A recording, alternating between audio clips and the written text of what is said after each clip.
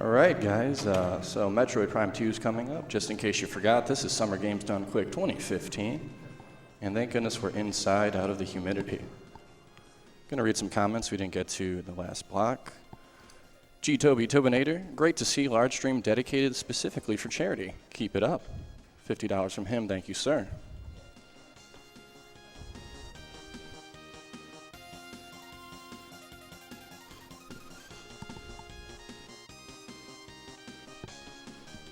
Closter, $50. Already donated yesterday, but I had to donate some more for the Metroid segment. I'm a huge fan of the series. A good moment to participate to the bid war. Kill them all caps. Better do what he says, guys. Anonymous, $51.02. Great commentary on this Metroid run. Thanks so much to all who put this even together year after year, and of course to all the speedrunners who participate again and again. Thank you. All right, Anonymous's brother. Loved the Tetris block last night. It's really great having the players' commentary with the speedruns. Thanks to all the announcers, crew, and players for providing us with a week's worth of entertainment. The Lore Runner, $17. Been another amazing SGDQ. Very happy to be here watching you for another year. Very entertaining run for Mr. Shasta. Looking forward to Prime 2 in a bit. Shoutouts to the Imperium. And coming up is Metroid Prime 2 Echoes with Miles, SMB.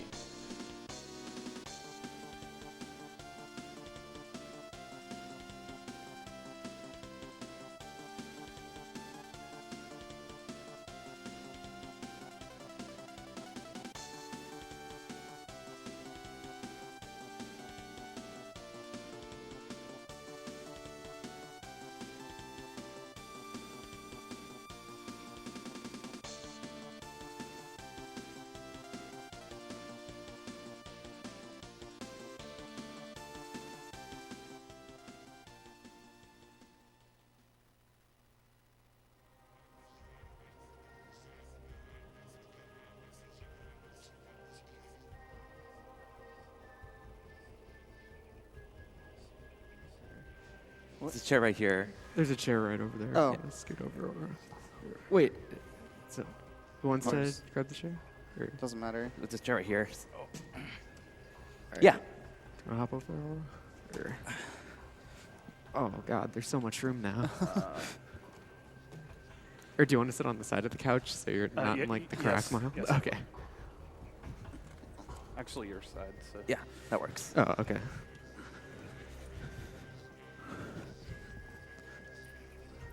Okay.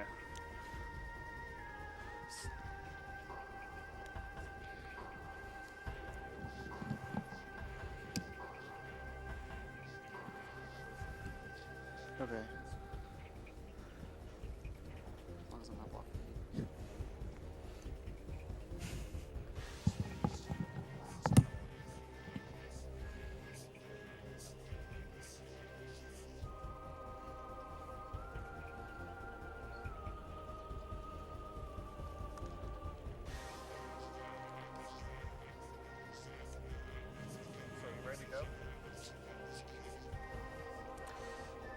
Okay. Yeah, so if you're watching Hunters and looking at up next, you'll know that I'm doing an 80% run right now. Now, I may accidentally get about 80 or so more items than I'm supposed to, and that might just happen. I'm sorry if it does. What he means is that this is actually a 100% run.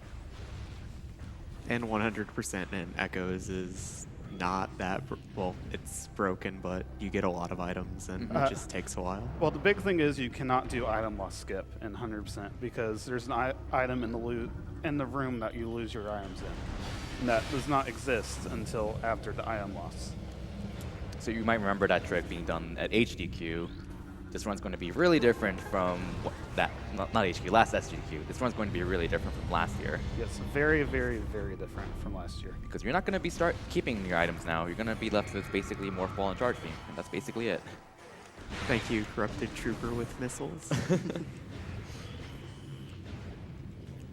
So yeah, the definition for 100% is really different from Hunters. Hunters 100% included scans. This game, the Prime 1, 2, and 3 have different percentage counters for item collection and scans, and The final game time screen shows just the item collection, so we consider 100% to be just collecting all 100 items. But there's also going to be some keys to unlock temples. We need keys for some of the areas, but like Sanctuary to get to the boss, we're going to just skip all the keys there because they don't count towards percentage. Yeah, none of the keys count towards percent, so I only get the keys I need. Hey, this room. Yes, this is the worst part of the game. Oh no. What's going to happen? So normally, when you start the game, you actually start with space jump, bombs, missiles, Boost and Spider. boost and spider, but now we're going to lose all of that. Because in this room right here, there's a missile tank that doesn't show up until now. Yep. So the general gist of this game is that your goal is pretty much to go to the final area. To get there, you're intended to basically go to the 3 main areas of the game and collect the keys, beat the boss, get the energy of the area, and then return it and to restore, I guess, peace or whatever to the corresponding area. So, Or the planetary energy, yeah. so the plant doesn't like explode and die. Right, so, but right now the game, he's pretty much going to do some normal stuff intended for like the next 5-10 minutes. Basically, Except for what I'm about to do. Right Immediate here. ghetto to save like, how much is this? 20 seconds? It's called a ghetto jump for reasons I will never understand. You just jump against a slope and it'll give you more height. So right there, he just landed on top of that crate. Samus is riding this crate right now during this cutscene. And you're not supposed to be on this crate until after you move it out of the way. You're supposed to go out around the room and then open a bridge. But now he just is over the door right here and can skip all of that. And it's very important that he doesn't skip that cutscene too, because if you actually skip that cutscene, you don't land where Too he just early. landed. Yeah, you're actually moving along with it Yeah. during the cutscene. And then, like the beginning of Echoes, there are a lot of really, really difficult ghetto jumps, so it makes the beginning of this run really hard. And the next one Miles is about to do is actually going to net him an extra energy tank. Missile tank. Missile tank, because he's going to basically get a missile tank, then trigger a cutscene, which he should have. He does the ghetto to skip that cutscene. Then after the cutscene, he can just get the missile tank again. It respawns. Yeah, But that- the reason why you can't just like skip another item is because the definition of 100% in this game is to get all of the upgrades and items. So just getting Every an extra unique pickup, basically. Exactly. Yeah, the thing is, if you were allowed to duplicate it, there's a trick that lets you duplicate percent as much as you want. So if you were allowed, you'd do an 80% run and do that trick 79 times. So obviously, So this is the that's ghetto. not okay. And it's really obnoxious. There we go. Second try. And then after the cutscene, we can just grab that missile tank again immediately. Yeah, this cutscene activates the missile again, which is completely pointless because it'd be activated already anyway. So like you might be asking, why is he getting this again? It's because he's getting the extra 5 missiles really early, and they're pretty much your main source of firepower in the early game, and they're really useful just in general. Yeah, this is basically so I can have 10 missiles for Alpha Splinter coming up. And that was another ghetto jump to skip going all the way around the room and activating a cannon.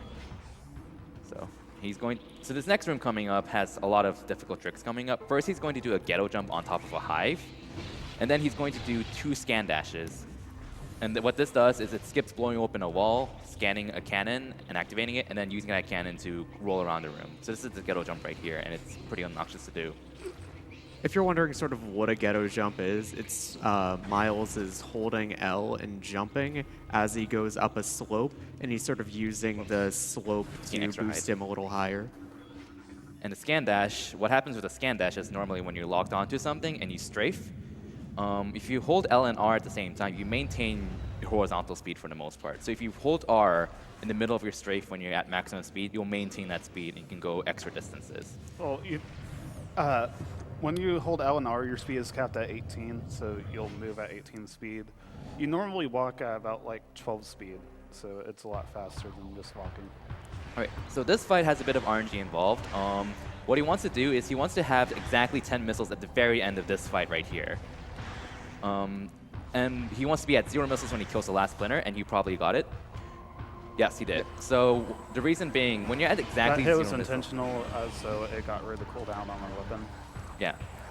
So the reason why you want to be at 0 missiles is that because when you're at 0 missiles, you're almost guaranteed to get a double missile drop. Drops in this game depend on what you currently have, like energy, ammo, missiles. But if you got like an earlier missile drop before he hit 0, then he wouldn't be able to get that double missile drop because the game takes into account what's already on the field. So if he was at 0 missiles, but there's a single missile drop in the field already, then the game will give you drops as if you have 5 missiles. So because he has 10 missiles though, he can use them to speed up this fight significantly. He's going to keep 1 missile though because he needs to blow open a missile door right after in a bit soon. Well, I finished with 2 missiles, so I just need to purposely waste 1, so that I'll be at 0 again later. This item does literally nothing whatsoever. It's completely pointless, but you have to get it to progress when you don't do the item loss skip. Now, what you just saw him do there on that door was a roll shot. Basically, if you either morph or unmorph and shoot on this, or like, I think it's the same frame. Same frame, yeah. You'll do a shot as you're unmorphing or as you're morphing. It's and not when you're morphing, it's just unmorphing. Okay. Just unmorphing. You can also do it with missiles. In the demo, you actually could lay bombs when you were morphing. It was really weird, but it doesn't work. I don't have bombs. Well, I just tried to bomb the door. You don't usually want to do roll shots with missiles, especially when you have power bombs, just because you can accidentally lay a power bomb if you time it incorrectly. Well, you want to be careful with them because burning power bombs is a very bad idea. Firing missiles and using a power bomb are on the same button. But if you plant down some bombs before attempting a missile roll shoot, that guarantees you can't burn a power bomb because you you can't use a power bomb while there's bombs on the field. Yeah. But you'll see that way later in the run. That's also annoying sometimes when you accidentally lay a bomb when you want to use a power bomb, because you have to wait for that one to explode first. All right, so basically, he just went to the main hub of the game and met Umos, and Umos is like, "Oh, save our world, help us, and go return the planetary energy."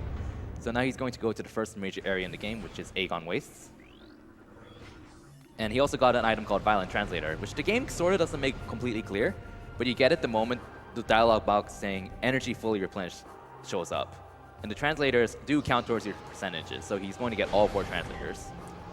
So you need to have a Violet translator to scan Violet gates or be able to read Violet holograms and so on. So there's the 10 missile I wanted.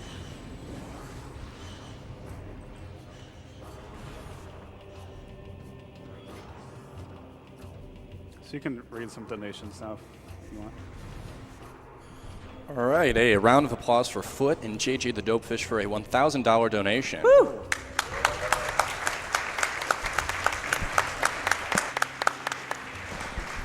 I've been watching these marathons since 2011, and they never fail to entertain.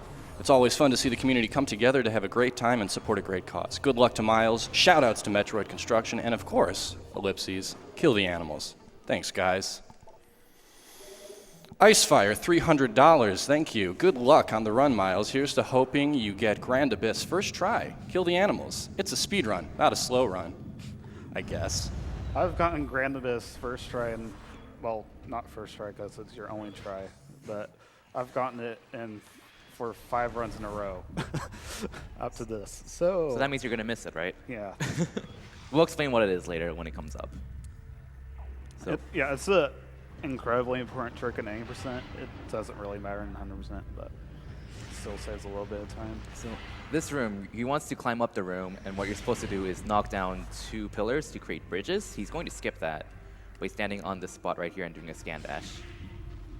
Landing on that is a lot more obnoxious than it looks. And then he's going to do a ghetto jump off the very edge of what he's standing on here to skip knocking down the second pillar.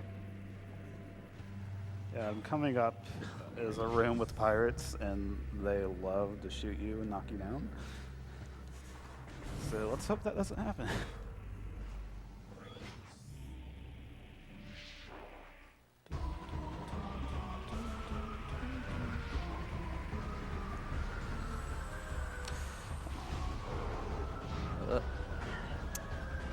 Good save. Nice save. That was close. Yeah. All right, so coming up is probably the first of many Guardians. These are Ing that have stolen your items from item loss. The first one is called Bomb Guardian, or as the demo calls it, a Bomb Sand Digger. There's a giant hole in the wall here. But yeah, so the intended way to beat this boss is that you're supposed to stun it, and then you damage its head, and you have to do that 4 times. So a round ends each time its HP goes past each 1/4 or 1/2 or 1/3 of its health. But what Miles is going to do here is skip the 75% marker of his health and bring it past half his health in the first round. It skips a round, effectively. And he fires an uncharged shot, then a missile right there, because a missile and a charged shot does exactly half of its health. So if he didn't fire that uncharged shot, then any damage he would do on this round would automatically end the round, because you're bringing it past his half of his health. And then he's going to do the same thing again to end this boss in 2 rounds. So he's standing on a very specific spot in here, right where the bomb spawned, and he got it. It's pretty obnoxious to get that spot, but otherwise if you miss it, then you have to waste about 1 second walking towards it. Yeah, so it basically overlaps the cutscenes if you manage to stand right where bombs appear. Alright, so now he's going to go to the energy controller of Aegon, and then get the Amber Translator, which allows him to scan amber gates. Now, these translators, it's really weird. The cutscene gives you a % when it starts, but as Kirby mentioned earlier, you get the item at the end. So it's possible to leave during the cutscene after you get Light Suit. And so you can activate these cutscenes as many times as you want if you put the translator off. And then you can just get infinite % up to 255. Something to mention is you might have noticed that Miles has been skipping morphing and unmorphing animations, which are called instant morphs or instant unmorphs, whatever's appropriate. And this occurs when there's something blocking the camera from being able to watch that cutscene, which it's useful because it skips the animation, so it saves time. But it's also really important for a few 2 tricks called BSJs and Bomb space roll jumps and roll jumps. And he's a roll jump right here, and he got it. So a roll jump is basically when you roll off an edge and you get an instant unmorph. Get his missile tanks in here. I've forgotten this 2 runs in a row, and that's really annoying.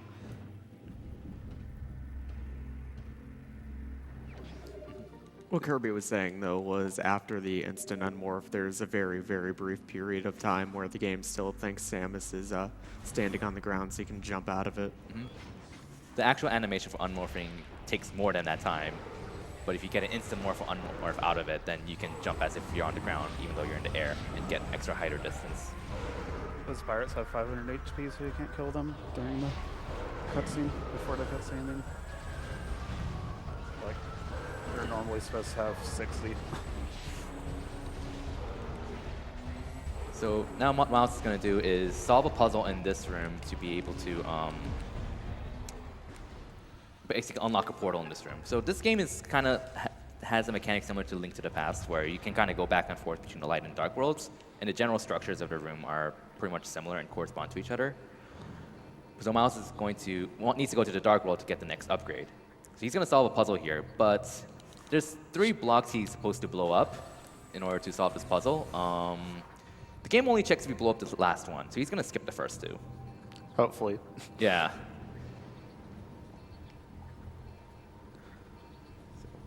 Yeah, it's kind of tricky to roll around this and unmorph in time to... You have to jam your control stick upward right after rolling off so Samus doesn't fall off to the right. And there's an invisible ledge here, and this is the 3rd block right here that he's just going to blow up. And the game's like, oh, hey, you solved the puzzle. Cool. Apparently this was fixed in the Japanese version. Yep. So, yeah. So now the portal is unlocked. He's going to scan it and head to the dark world.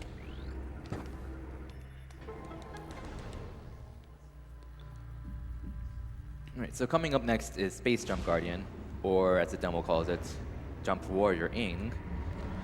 That's a boring name. Most of the other bosses' demo boss names are a lot better. Yeah. So you're supposed to take the path to the left.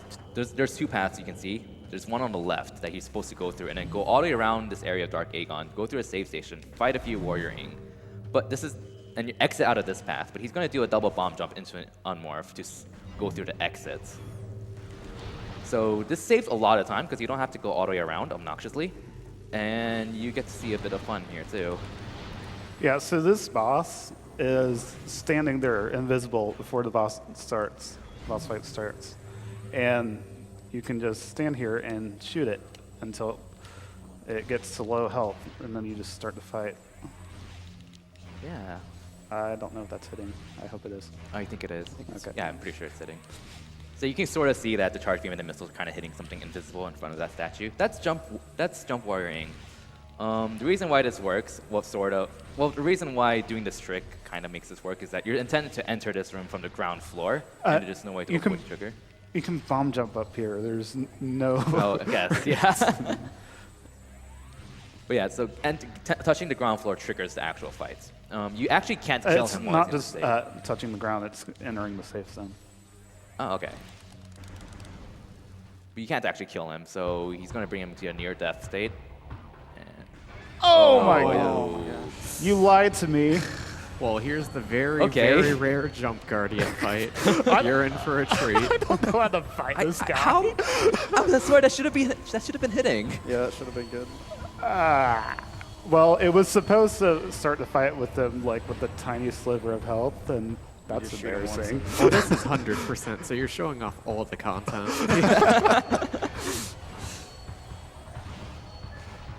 Yeah, so like he puts his shield up, and wastes a lot of time. That's why it's a lot faster. Just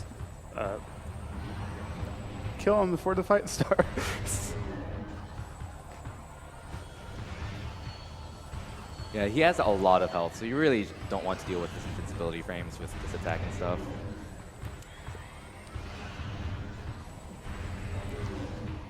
Yeah, so that's never happened before, has it? No. I mean, I've had some fights where he was at some health left, but everything full. missing. Like, I'm pretty sure all your uncharged shots miss too at the very end. If you like Jump Guardian, Well, there's my Yeah. blooper reel contribution. but yeah, so here's Space Jump.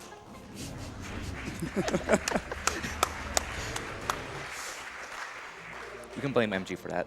It's DF's fault. Alright, so now he's going to exit this room the intended way, which is the way he entered this room. So, yeah, that was something. Yeah, that was something. Yes, that's very appropriate. Alright, so you might notice that sometimes he stops in rooms to like collect drops and stuff. There's two reasons for that. One, health management in this game is one of the hardest parts of running this game in general because you're constantly taking damage in the Dark World. And he's going to skip the Dark Suit for some time. He's going to get it later, but for the majority of the run, he's not going to have any protection from the Dark World. You just go immediately from Yeah. Varia to Light Suit in Yeah. speedrun. And another note is that sometimes he's waiting for the next room to load. When you're waiting at the door for it to open, that is not random. That you are waiting for the game to load the next room. Yeah, so when I was shooting those caches in the previous room, it wasn't costing time because the next room was loading. It's like there's like a lot of smaller strats. Wait, did you get it? Yes. There's one frame you can morph between these two cutscenes, and he got it. But anyways, so there's like a lot of minor optimizations you can do, such that where you try to hit the invisible load triggers to load the next room as quickly as possible. It takes longer to reach the door, but because you load the room more quickly, it's ultimately faster. This is not always the case. A lot of times you do want to go to the door as quickly as possible, but there are a lot of small optimizations that save little bits of time everywhere. And then coming up right now, we're Oh, about man. to see a really, really dumb trick that By the way, Miles this is pretty run good has at. out of bounds. Yeah, basically this enemy right here, Miles is going to manipulate him, or try to manipulate him, so that it will grab Miles while he's in Morph Ball and just toss him out of bounds. You actually have to do this trick twice, which is really fun. That should be good. Yeah, it's perfect. Yeah, nice. And by doing this, we're basically going to skip, we're skipping a Dark Samus fight, and we're Fire going, Base. Well, and we're- we're going straight to Dark and Light Beams. We're putting off the Dark Samus fight. I do have to fight her. Later. Yeah, but So to be a bit more specific, what you're intended to do is go to a pirate base. The pirate base is basically a circle with the dark beam on like the left edge of it, but you're supposed to kind of go all the way counterclockwise around it and fight like 4 or 5 sets of pirates. He's gonna skip all of that and go straight to dark beam.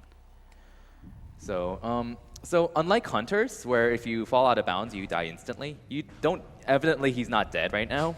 So the physics are kind of awkward in this game. So I'll try to give like a quick rundown of how out of bounds works in this game. So. Around every room is kind of inside its own box. Inside that box is pretty much normal physics, where you can jump normally, you can roll normally, and things like that. But outside that box is something we call ether. I don't know why. He also needs to scan this because he's going to exit out Well, of it's that the door. planet we're on, Kirby. But yeah, so when you're in Ether, the game's physics kind of go wonky. So you basically can't move vertically. You can walk around as if you're on ground, but you're constantly floating up very slowly. Right now, he's on top, above the box of this room right now.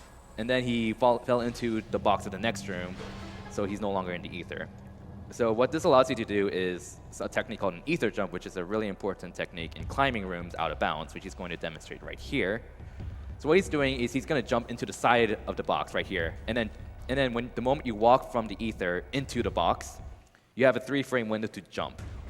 And then you can jump, and at the peak of your jump, move back into the Ether and repeats and keep climbing. So he just did another Ether jump right here.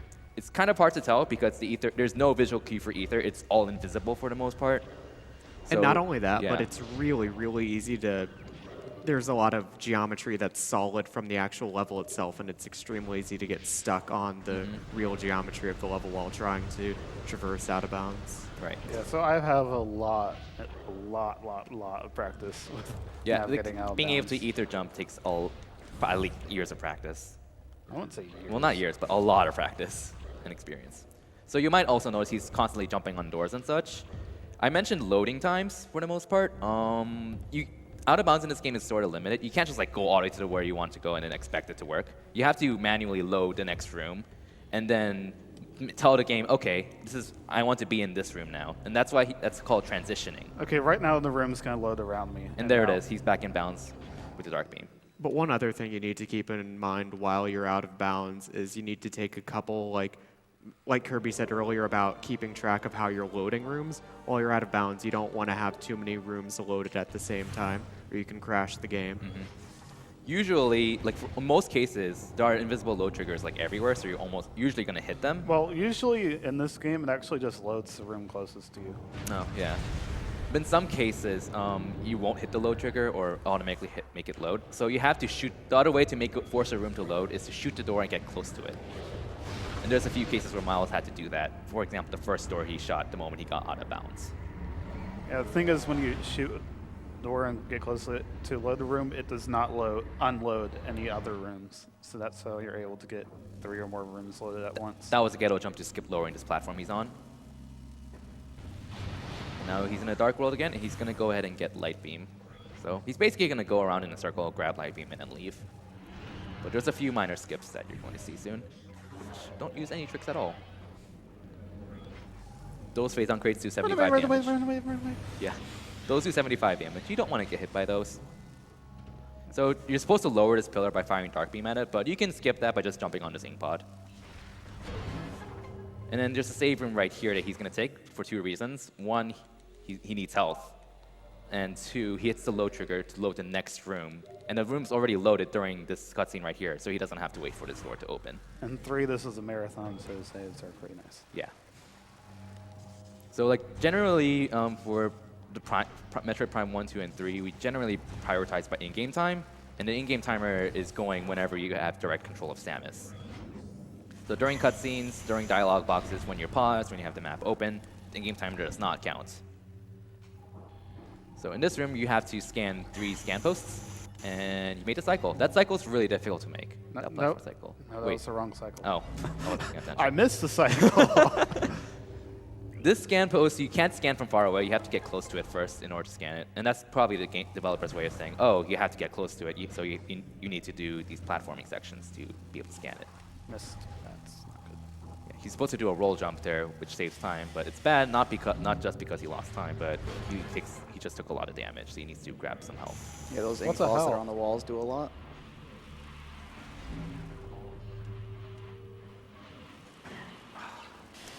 Okay, now I need to grab some help.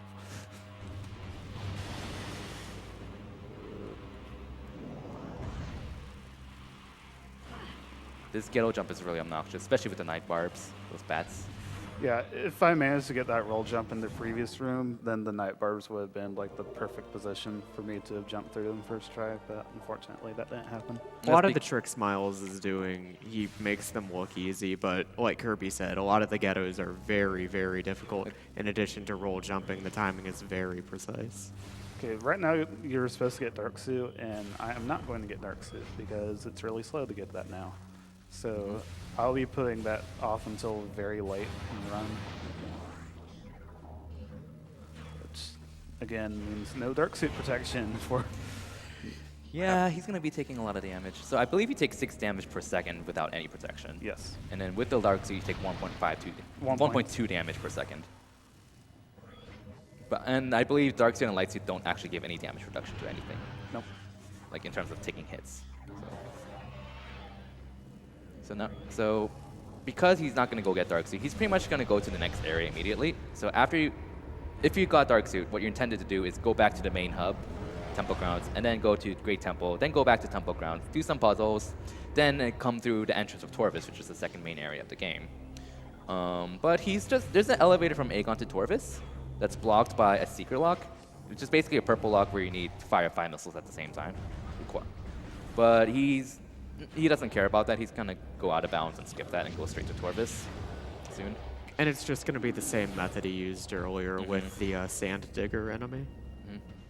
All right, so this room is a little bit scary because there's a pirate fight trigger in front of the door. Not this door, but the door he's going to go through. But he also needs to get a beam ammo expansion in this room. Fortunately, since the pirate trigger cutscene has not been triggered, there's supposed to be some rubble in front of the morph ball hole, and then you're supposed to blow it open with the turrets, but you don't need to since he hasn't hit the trigger. Well, it's doing the entire fight and reloading the room. Yeah. So he doesn't have to worry about that. He can just get the beam ammo expansion. So again, he needs to be careful to not hit the invisible trigger here. Yes. Okay, that was a bit close. And these pirates are kind of staring at the wall because they like to look at walls. They're supposed to look at face on crates. I don't know why, but I think Miles blew them up while going through that room out of bounds. Yeah. Like, phase on crates always stay gone forever once you blow them up. Conveniently, there's an energy tank right here, which is very nice. Yeah. So before he goes out of bounds, he needs to load a save room. So he's going to get close to a door before going out of bounds to load it. Yeah, so I'm doing the Sand Digger trick again to get him to throw me out. So he's going to get close to this room, which is a save station. He needs to load it first, and then hopefully he gets this again. First try.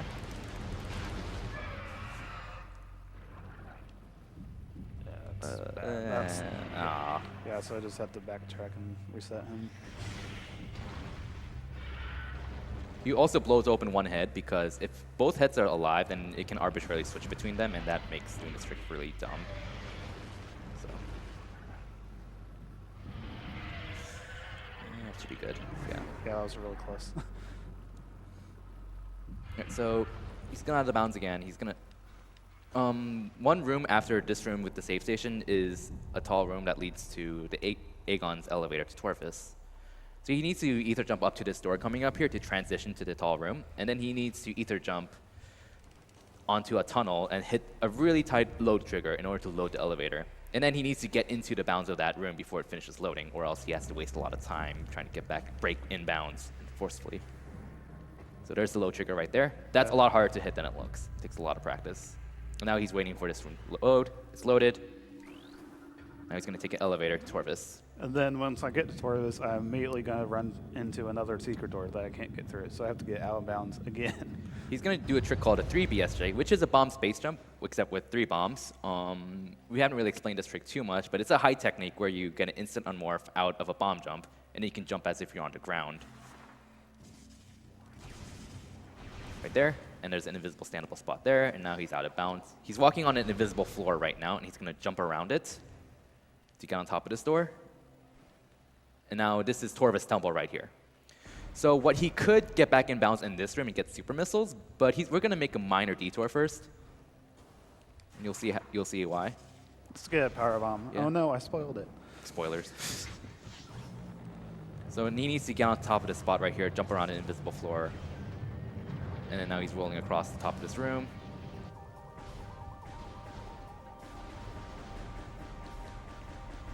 Wait for this room to load.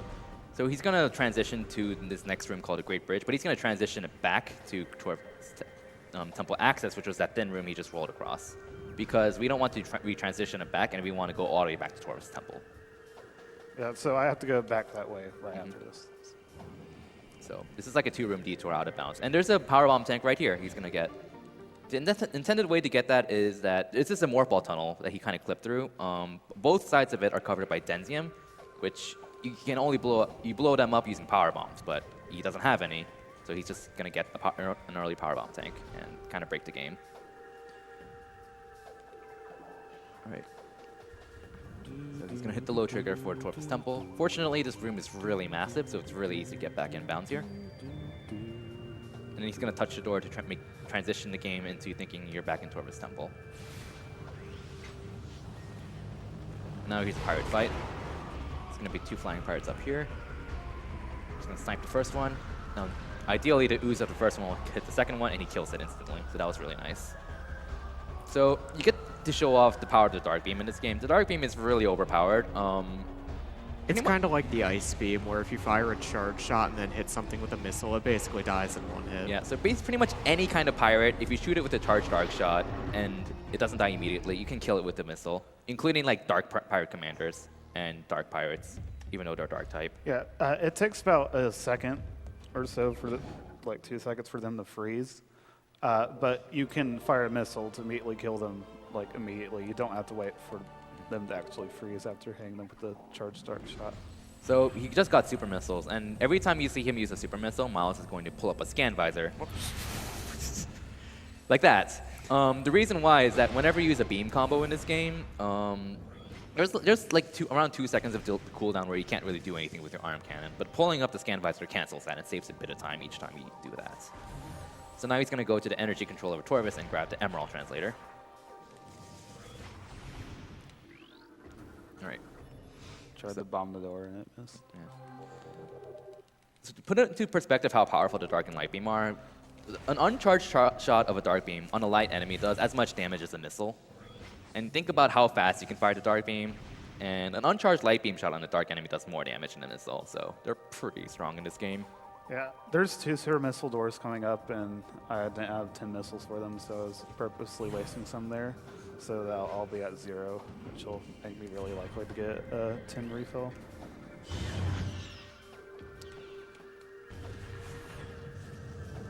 We'll refill it all because it doesn't really matter what size it is. All right, so to explain what's coming up next. So after Super Missiles, you're supposed to be in Upper Torvus, go to Dark Upper Torvus, fight Boost Guardian and get Boost Ball. Then you're supposed to backtrack to Temple Grounds to get Secret Missiles, then come back to Lower Torvus and get a key down there, and also Grapple Beam and Gravity's Boost. And the other order. Yeah. But he's just going to go straight to Lower Torvus, which is really game-breaking, because he doesn't have Seekers, and he doesn't have Boost Ball. They're kind of what you're supposed to do when you arrive in Lower Torvus is kind of go around in a circle and solve like a bazillion puzzles using Seekers and Boost Ball, and then come out of each door and then scan these posts to be able to access the very bottom. But he's going to use a technique called an underwater dash to be able to just skip all of that and Just go be scan- straight to the, what is it called? the scan posts. No, Oh, the straight- item you get from Gravity before Boost. Alpha Blog.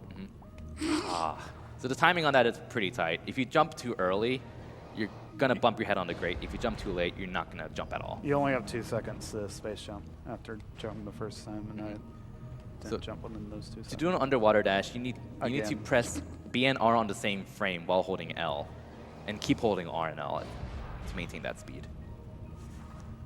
Yeah, but these jumps are supposed to be impossible without gravity boost, so. All right, so if you notice that the scan post is blue before, that means you can't really scan it and activate it, but it turns red when you get close to it. What Miles just did there is another frame perfect morph. He's gonna attempt. You have 3 tries for that. Well, you can do that 3 times, and it saves a bit of time because you skipped the morphing cutscene. So he's gonna try it again right here. Got it. And one more. This one you're intended to get without doing any puzzles. You can just walk towards it.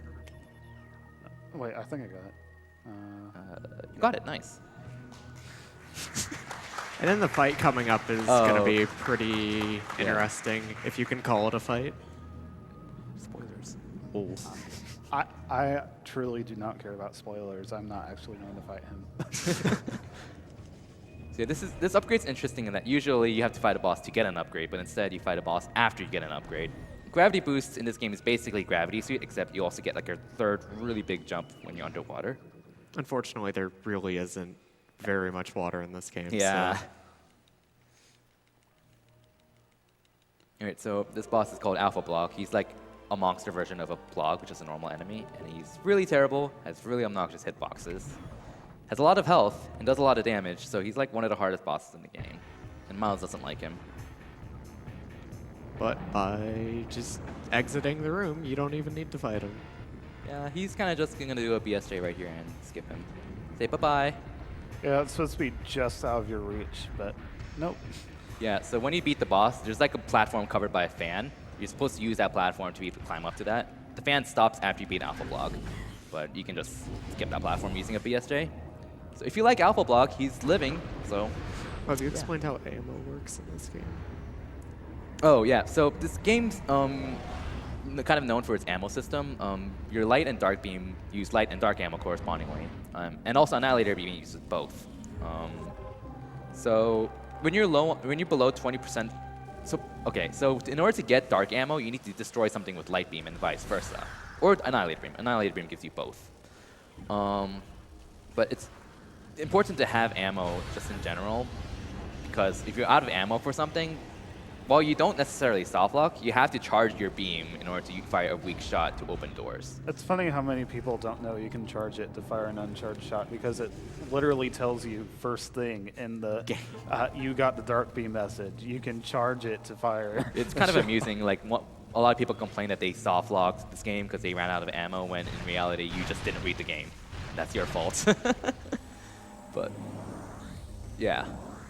So he wants a lot of light beam ammo for this boss coming up named Grapple Guardian, or from the original name named Grench Grappler. He's going to scan him right here because... You can only lock onto the weak point after scanning. Yeah. The eye specifically. So you need to shoot the eye to stun it, and then you can shoot its back right after stunning it. Again, light beam is doing a lot of damage right now. It's weak to light beam. Okay, there are two greats on both sides. I need to powerbomb both of them. And so I'm going to need to blow up that one later, so he can potentially drop a powerbomb. I hope he does, otherwise I'll have to backtrack to get one.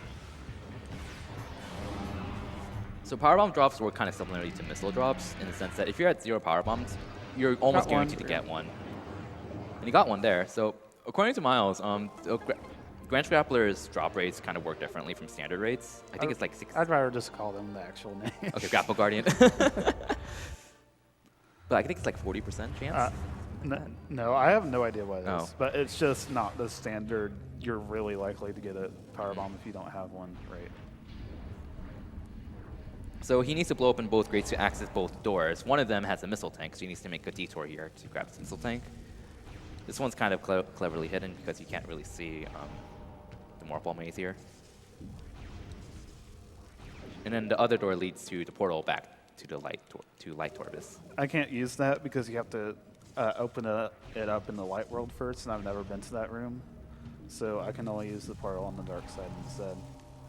And Kirby mentioned it earlier, but right now you should have Dark Suit. Yeah. So Miles is taking a lot of damage right now, but the game doesn't intend for you to take that much damage here. Miles got a lot of good drops from Grapple Guardian, both a lot of health and a powerbomb drop, so he's perfectly fine. It's pretty common to have like around exactly 100 health here, and then return to the light world with like between 20 to 50.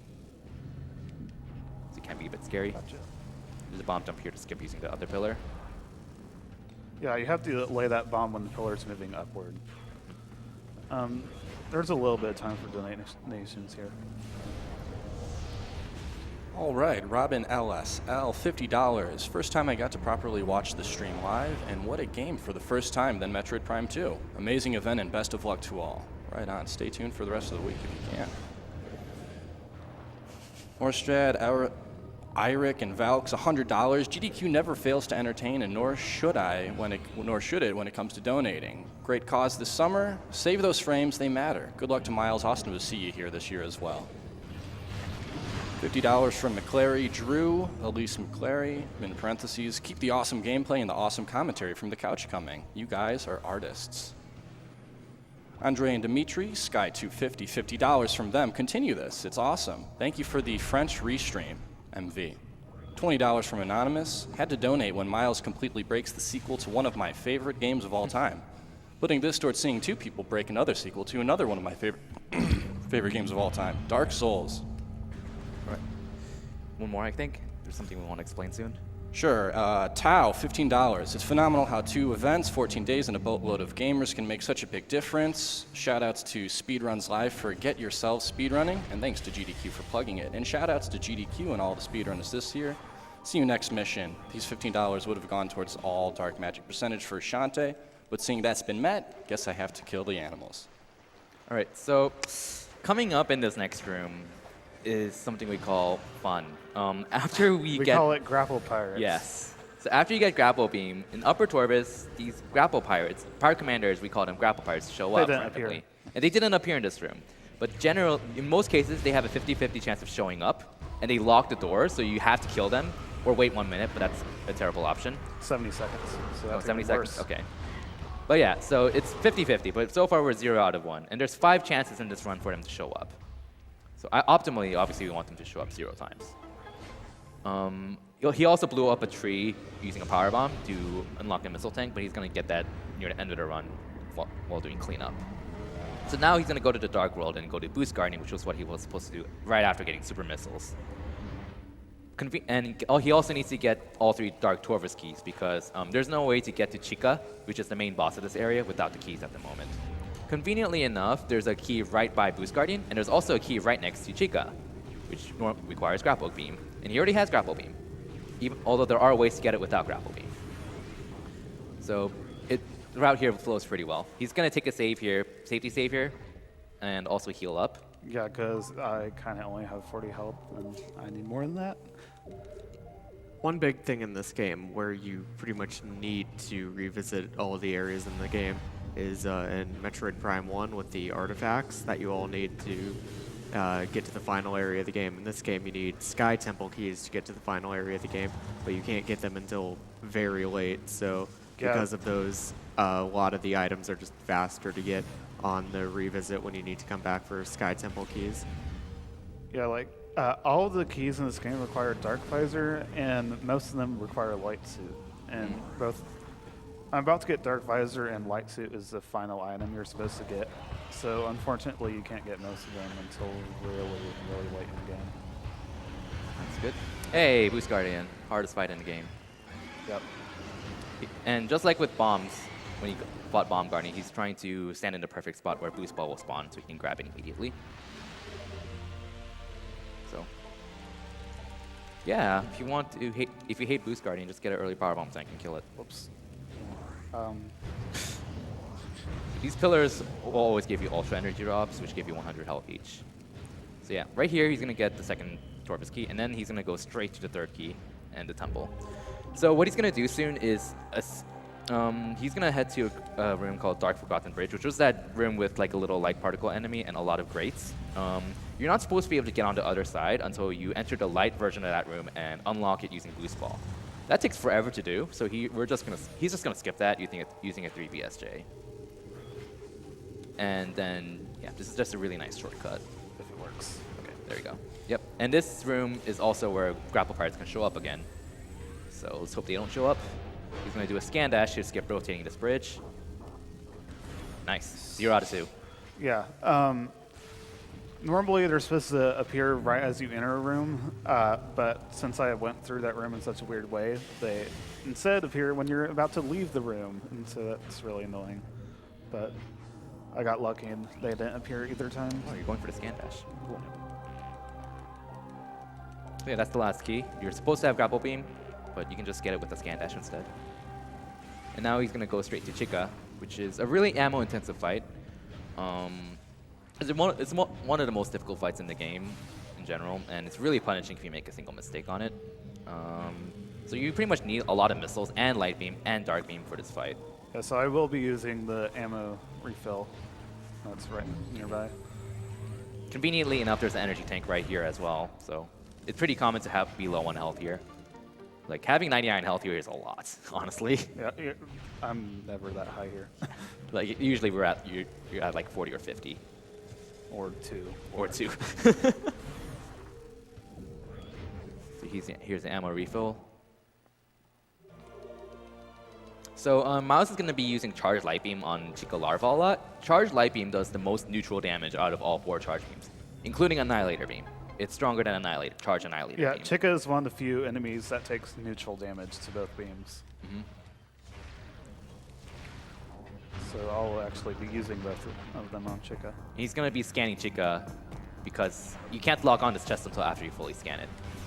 So you can damage Chica at each time it dips out, and he's going to shoot Light Beam. Light Beam sort of has like a shotgun kind of feature where it kind of spreads out, but if you're short, really close to your target, all of the shots will hit and do a lot of damage.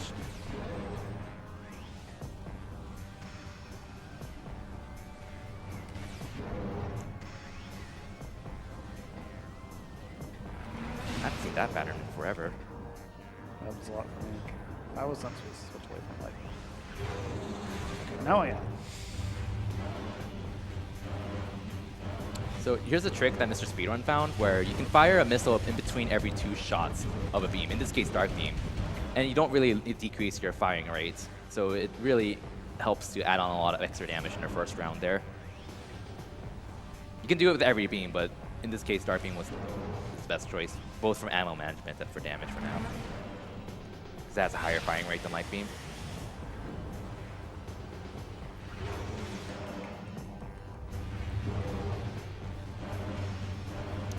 That's Chica Larva. That was a pretty good fight. That was a really good fight. Yeah. And then adult is Okay, so Light Adult is weak to Dark Beam, and Dark Adult is weak to Light Beam. So you need to stun it first, and then you need to destroy each wing. You're intended to have Seeker missiles for this fight, and then this boss is sort of cleverly designed such that you can kill this Adult Chica with 2 rounds by firing 2 sets well, of Seekers. you should also talk about right now how Miles is basically stun locking this Yeah. boss. Every time that one of the like little red spots on the wings is being destroyed, Chica should basically do a complete turnaround, and Miles would have to like go around to the other side of Chica. But by timing a charged dark shot really well, you can basically just keep Chica Adult in the same position. No, the second time you face Light Chica, you can't stun lock it like that before it finishes turning around because it takes more damage to stun it, so you need to hit it with an extra uncharged Dark Beam per round. Now, each Dark Beam shot Miles is hitting Chica with is a lot harder than it looks. You have to manually aim them, and if you lock onto Chica after destroying each wing, you're gonna miss. You aim too low. You have to manually aim high, suppress the L button part of the way, not all the way, and then fire it at the right time. Also, So you hit it Dark as soon as Beam is possible. really slow, so you Yeah. have to be pretty much up close. So this fight is a lot harder than it looks, and sometimes you'll just miss like that because it kind of moves awkwardly to the side. But he got it immediately, which is fine.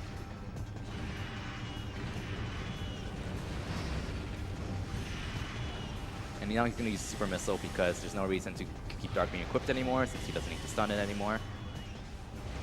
It just saves like firing an extra missile. And then Dark Chica 2 is pretty much the same idea as Dark Chica 1, just spam Light Beam. So for any percent, there was after 8 last SGQ, there was actually a strat found where you got a trick called activated glitch called Morphle Invincibility, and Miles found out that it actually saves time in this game in any percent after like pretty recently, and you can instantly kill Adult Chica by just touching it with Morphle because when you have that glitch, you have like a constant hit. Your Morphle turns into a constant hitbox of dealing like 50,000 damage per frame, something like that. No, 500,000. 500,000 per frame, yeah. A lot. Per frame. And this game runs at 60 frames per second. Yeah, most enemies are immune to Cannonball, as it's really called. So you can't just automatically kill everything, and you can't kill most bosses with it. But Chica, for some reason, it works on. Oh, by the way, here's another easy sequence break. You're supposed to go get the energy from Dark Dwarfist Tumble, but you can just reload the room with Chica and just leave, which is pretty funny. So what this does is if you got the energy, then Umaz kind of locks the room and is like, oh, hey, you need to return the Torva's energy. And he kind of forces you to go return it. And then he still locks more rooms, being like, hey, you need to come and talk to me in the Great Temple. So that's actually, that trick he did there, saves a lot of time. So he got Dark Visor now, and now Miles is going to basically make his way towards the 3rd major area of the game, Sanctuary Fortress, while collecting some items on the way. So Yeah, in this next room, you're supposed to be closed in, and like I'm gonna take the portal, you're stuck, and then you have to take the portal out. But there's kind of a hole right in the wall that you can just jump straight through. And so I'll just do that instead, and that's a lot faster than having to go find another portal to take back to the light world after this. A clearly intended shortcut. Yeah, the intended use for this portal is just to get this missile tech and then leave immediately using that same portal. But he's going to do a ghetto jump off the floor right here and jump through that hole. Hey there, what's up? And he's going to do a few ether jumps to get up to the store here.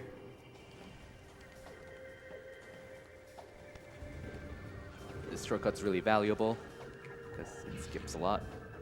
Oh, I that was thought I close. got stuck for a second. And while he's here, there's a missile tank here he might as well get, so you don't have to get it Well, later. that's why I go there. Yeah. So you could have gone back and bounds in this room, but it's faster to go back and bounds in the next room and get the missile tank while it's there. And there's another missile tank he's going to grab here because he's never going to come back to this room again. And then because Miles never actually entered Torvis through the entrance, he's going to bump into a cutscene where the game's like, oh, hey, this is Torvis. Welcome to Torvis, right here.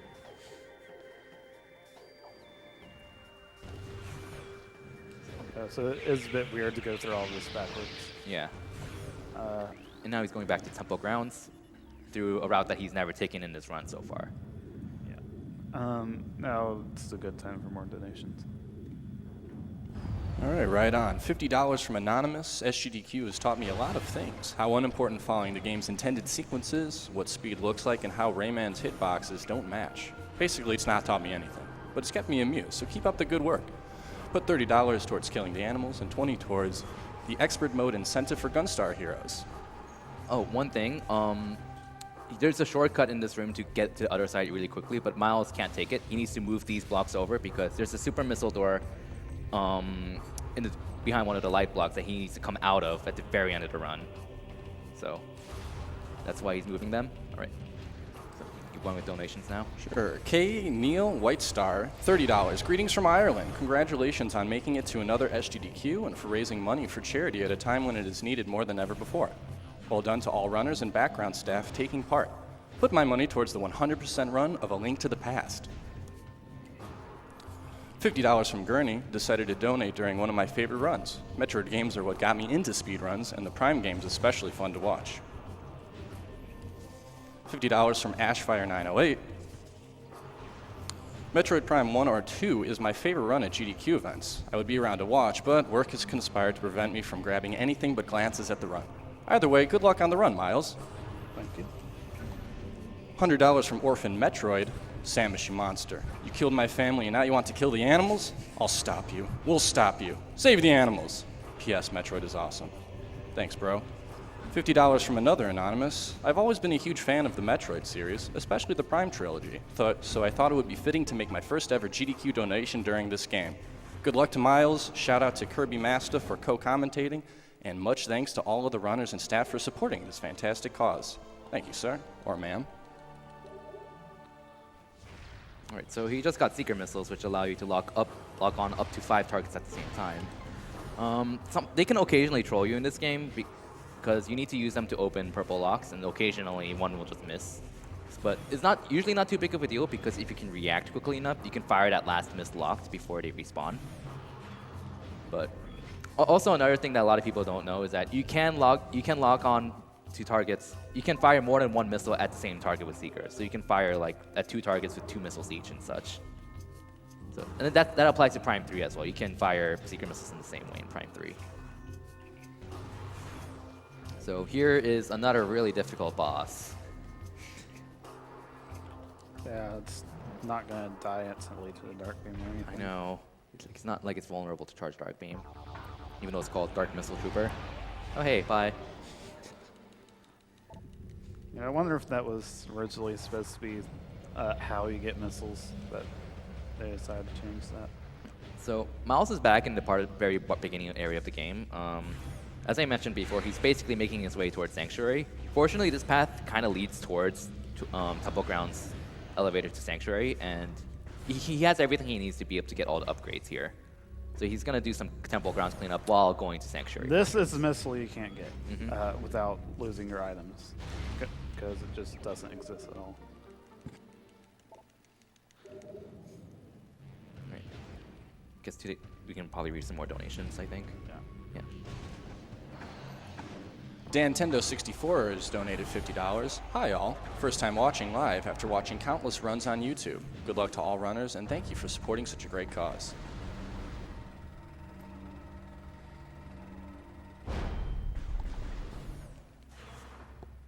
And for those of y'all who still are maybe thinking about donating or haven't yet, there is 500 gigabyte PlayStation 4 you can enter to get in for $30 minimum.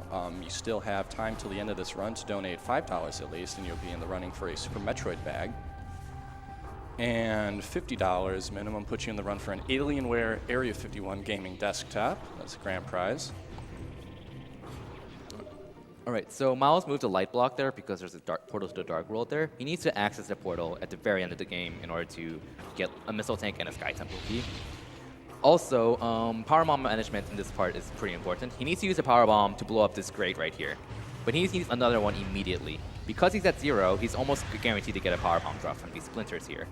So he's gonna get this power bomb drop, then plant a power bomb such that it blows open both the gates and this rubble right here, which leads to another power bomb tank. So which gives him an extra 1 out of 2 power bombs, which is nice. He needs to use this 1 power bomb again immediately to blow open another gate. So he's gonna be at 0 again. And he wants to have 1 more power bomb when he enters Sanctuary in order to kill some space pirates. Yeah, so next room I'm going to use up this one. Then the room after that, I'm going to try to get another.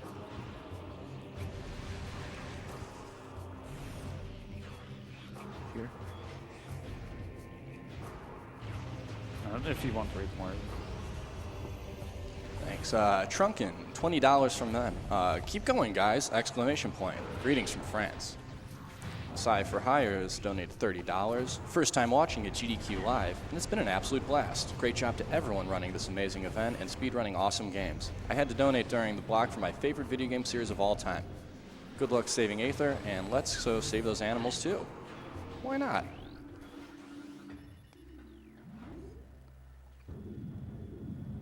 Yeah, so now we're in Sanctuary a bit later than an 80% runs. And any percent run gets Screw Attack in 15 minutes in real time. Yeah. Screw Attack's like the second to last item you're supposed to get, third to last. Right, so he's gonna go to Sanctuary Entrance, which is a really big room coming up here. He's gonna have to fight several pirate commanders. He can kill 4 of them immediately with the power bomb. And there's gonna be 2 more that spawn afterwards. He's gonna try to use Dark Beam to kill them. They control you a bit, because if they bring up their shield, it's gonna deflect the charged Dark Beam. Oh, I messed that one. Although if they do bring up their shield and you shoot the ground right in front of them, you can still freeze them, even though they have their shield up. See right there, that guy has a shield up, so he's kind of being a jerk. And there we go. Something annoying about this game, I think he's not dead, is You are missile a AI. jerk. Like right there, the missile somehow missed. So missile AI can be kind of finicky in this game. It's also annoying sometimes because missiles are supposed to home in the Prime games. In this game, they do, but only while you're locked onto something. So if you lock onto something and you shoot a missile, and then you let go of your lock on, it'll just start going straight instead of homing, which is weird because they always homed in Prime 1, even though they, even though Prime 1 came before Prime 2. So I don't know. So also he just skipped like a mini boss fight, sort of, by just jumping off of it. This. You literally just jump off its leg and then jump up, which is pretty simple, but because you never actually clear the fight, when the fight starts, there's like a red barrier that appears in front of save room and also the part you're supposed to walk through. Those barriers stay up forever. So he kind of just screwed himself out of the save room, which doesn't matter in this context. I hope so. Yeah, I hope it doesn't matter. But yeah, so if you want to skip that guy, just be sure you know what you're getting yourself into. Yeah, I've seen people like do that on their first playthrough and then complain about it, like, "Oh, something's wrong. I can't get through this wall anymore." So now he's going to go to the Dark World and then basically climb up to Upper Sanctuary. Sanctuary is kind of split into 2 major areas, Upper and Lower Sanctuary. So what you're supposed to do upon entering Sanctuary is to pretty much do some puzzle. Miles is kind of doing what's intended for the most part, going up to Upper Sanctuary, and then you're supposed to go to Sanctuary Temple, get the Cobalt Translator, then get Spider Ball.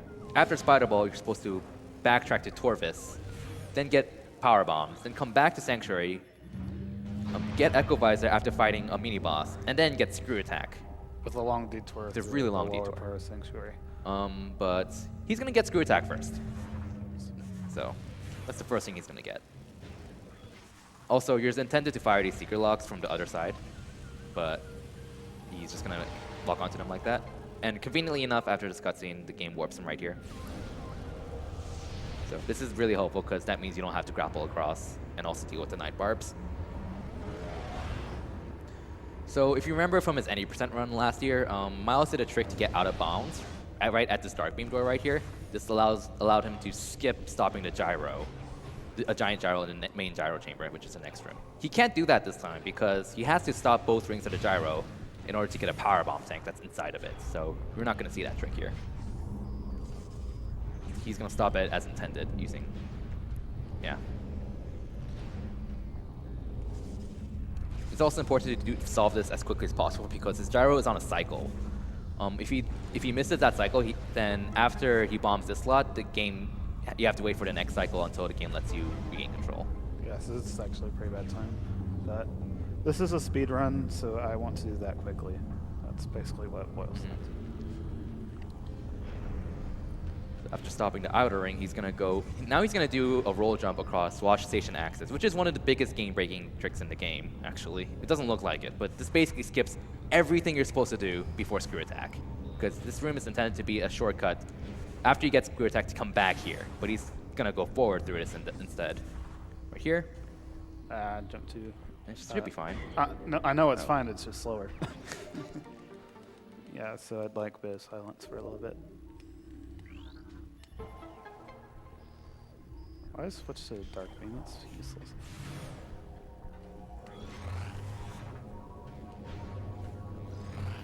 Got another $50 I'd like a series bit time. of silence for a little bit. Sorry.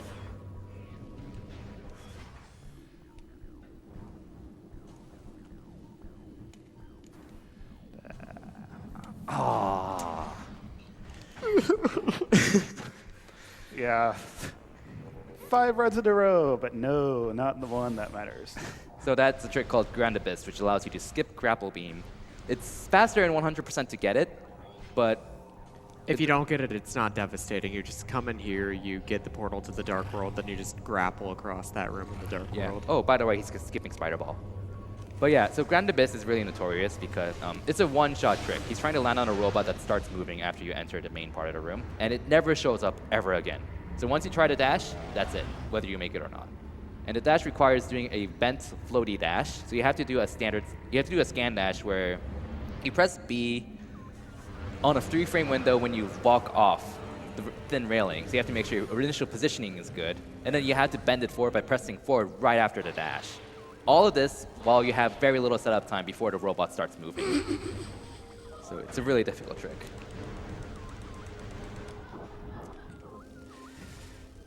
Yeah. These puffers or bolts, or this game calls them dark preeds for some reason. The fog there stays there for a very long time, even though it's pretty clearly gone, so they control you a bit there. And sometimes the game just locks you onto them instead of the grapple point, which can get obnoxious. So yeah, missing Grand Abyss isn't too big of a deal 100% because you already have grapple beams. Yeah, so coming up is by far the hardest trick in the entire game. I know, it's the hardest trick ever. Like, I honestly don't know why I even put it in this run because it's just so difficult to pull off. Once you miss it, I'll laugh. Oh, dang it. So that was called Vault Dash. That skips having to go to the Dark World of this room and then popping out of the other side. It's a pretty short trip to the Dark World, though. It's literally just right it's across this room. notorious for me because I have a lot of trouble with it personally. He where, is the only person ever to have trouble. Everyone else can get it really easily, so it's kind of a joke. But now Miles this is a room called Vault, and it has Screw Attack. He's basically solving the puzzle to spin all the lasers, and then he can activate them to unlock Screw Attack. So he's doing a scan dash here to hit terminal fall, which will warp him to the middle instead of where one of the antennas are. Now he got Screw Attack, which is basically the last upgrade in the game you're supposed to get before the main boss of this area. Screw Attack is interesting in that it allows you to, basically when you Screw Attack, you're the same size as Morph Ball. So if you can Screw Attack into Morph Ball holes, and then clip through them because you automatically unmorph out of Screw Attack. So you can use it to get out of bounds in pretty much almost any Morph Ball tunnel in the game. I don't think there's any you used it for in this run. Nope. So that's unfortunate, but that's how it is. But yeah, Screw Attack is really broken. On top of that, it does a lot of damage in this game. Yeah, it does 36 damage per frame. For comparison, the missile does 30. Now he's going to go do what he's intended to do, which is to get Cobalt Translator and get Spider Ball. But first, because he has Screw Attack, for some reason, you can Screw Attack this pile of rubble when you're intended to use Power Bombs. He's going to stop the other ring of the gyro, and this allows him to go immediately to Echo Visor later on in the run. So there's a bit more time for donations here. Okay, $50 from Palanteris, donating during one of my favorite franchises, Metroid. Great run, great to see all these terrible bosses slaughtered. $30 from D. Seuss, really enjoying the stream. Love me some Metroid after work. Save the animals. So this quad here is the only quad in the game where if you destroy its head first, the legs will summon another head. Sucks, but yeah, it's dumb. Yeah, that was bad. Yeah, there's a quick kill strat you can do for this little guy, but it's really tight and difficult to do. You could probably squeeze in another 2 or 3 donations here. Got it. Wait, hold on. Wait. Oh.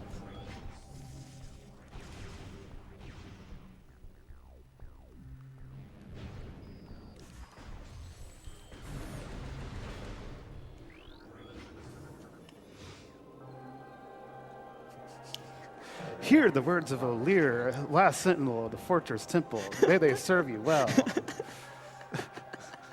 Yes. In order to do the trick to get 255%, you have to activate one of the translator cutscenes over and over and over. So I had to see that like 150 times. It's become a bit of an inside joke, so we better see some donation comments with that quote. I'll be very disappointed otherwise.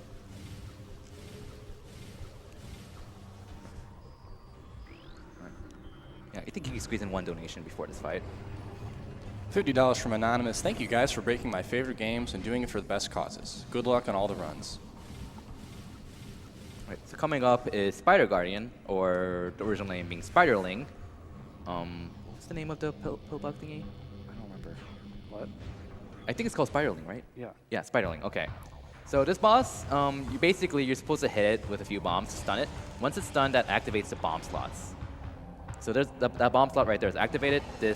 When you hit it, it basically makes the Spider Guardian go angry or something, and then leads it into the electric field, which is how you damage it. Unfortunately about this fight, where you'll see like a lot of the fights Miles will come back to, and you can just pretty much one-shot a lot of them with Power Bomb. You cannot do that to this boss where you soft lock the What? game.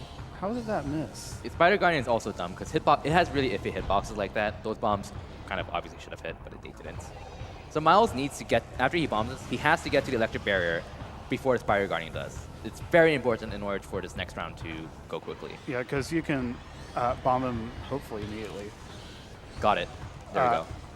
It costs so much time if you don't get that. Because like, just think about the layout of this room. Think of all the platforms, they don't exist.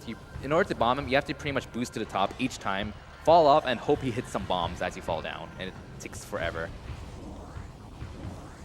So Miles is grabbing some health during this fight because he's going to be fighting Quadraxis soon. And remember, he does not have Dark Suit, so he kind of doesn't want to lose too much health. Yeah, I had to wait for Spider Guard and come back down there anyways.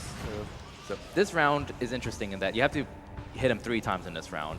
As you can tell, there's 3 electric barriers. You have to hit the bottom bomb slot first, then you have to hit the bottom and the right one, then you have to hit all 3 of the bomb slots in order to damage it. So he's going to hit this bomb slot again, and then hit to the one to the right. So, interesting thing, in Trilogy version of this game, they made Spider Guardian easier because in the GameCube version, Spider Guardian can hit you through the floors, but they decreased his hitbox such that if you're like right above him, he won't hurt you in Trilogy. It's also a bit easier because of Spring Yeah, Ball. because Yeah, of spring ball helps a lot.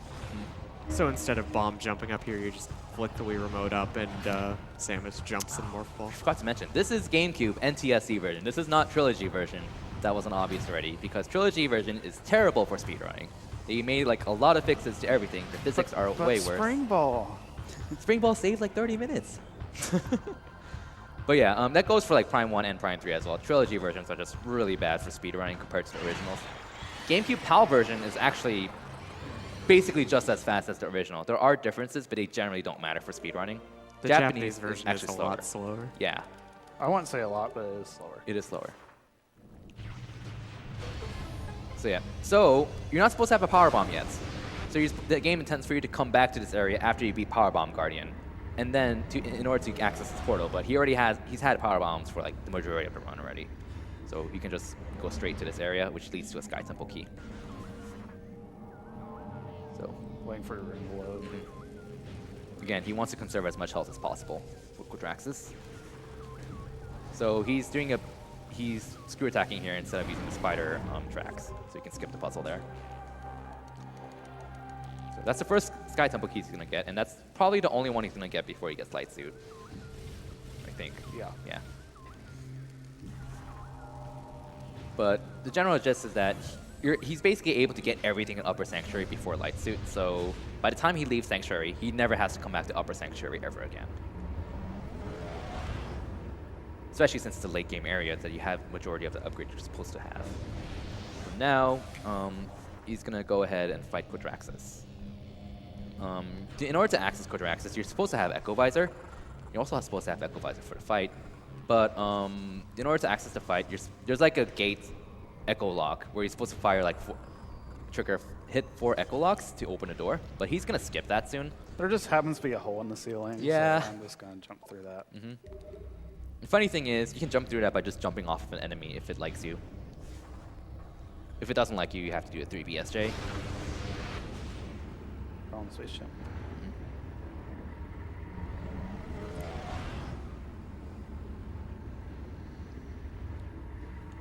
Right. So he's back in the Dark World. Oh yeah, you don't need any Sanctuary keys to get to the main boss. Just FYI. Because you just jump right over. Or, well, no, you wall crawl here. but Even you can't. inbound, you can just screw attack over it. So you don't need to get any of the keys here.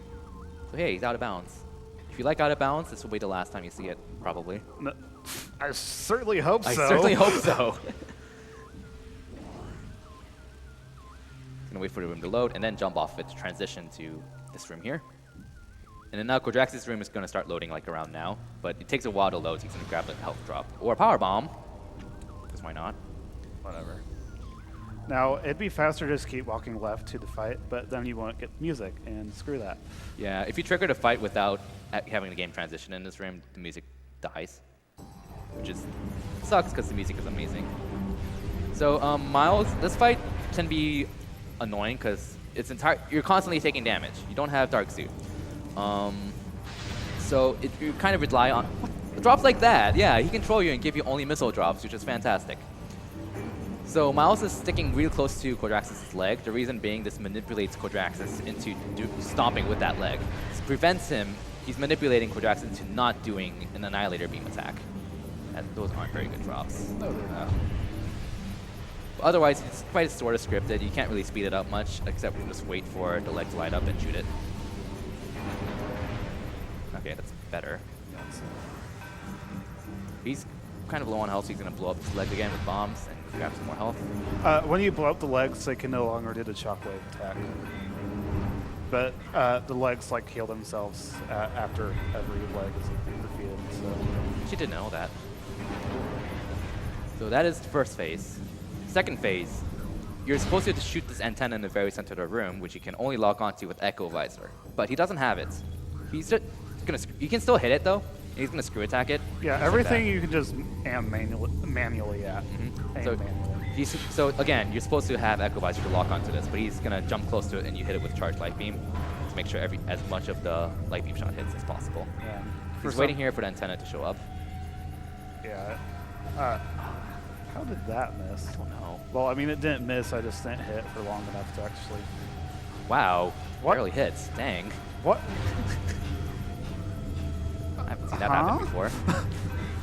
Because usually if the antenna's still alive, you can finish it off with one light beam shot. Yeah, but each round takes the same amount of time for the antenna to come out. So the first and third times are pretty quick, and then the second time takes a while. All right, now for the third round. This is RNG. Miles is going to position stun Quadraxis in a position such that he can cover both options of which direction he goes when he's stunned. Quadraxis can either go clockwise or counterclockwise. And if you want him to go clockwise, so he can boost onto the head, but he went counterclockwise, so he wasted a little bit of time. He has to take the other spider track. He has to do this twice. Just stun him again with light beam. Right, so let's hope he goes. You're stuck. Okay. Oh, how did you make that? Yeah. Oh, yeah, you saw Dark Suit, by the way. Yeah, the morph ball is the suit you're supposed to have, even though I don't actually have dark suit Yeah. in the cutscenes. Now you got Annihilator Beam, which is pretty much the final upgrade you're supposed to get before Light Suit. So, in order to get Light Suit, which is like pretty much the most important upgrade in the game to get, aside from maybe Dark Visor, Umos gives it to you in the Great Temple, which is again the main hub of the game. In order for him to trigger him giving you Light Suit, the game intends for you to go to all three main areas, get the corresponding planetary energy, and return them. But actually, the game only checks if you return this area. So you'd never have to return Aegon or Torvus's energy. So he got the Sanctuary energy. He's not going to go out of bounds like I do here. Ooh, let's just unmorph here and screw attack into the wall. Yeah. So Torvus, you saw me skip getting the energy earlier. Aegon actually do have to get that energy, although it'll be after Light Suit. But there's an item you can't get until after you return Aegon's energy. Fun fact, screw attacking is really nice here because in the Dark World because when you're screw attacking, you actually take Dark World damage as if you had Dark Suit. So you take a lot less damage when you're screw attacking. Like here. That's why he's going to screw attack here because he's waiting for the door to load. So every time I screw attack, I take a little bit less damage. And it's still loading, so he didn't lose any time there.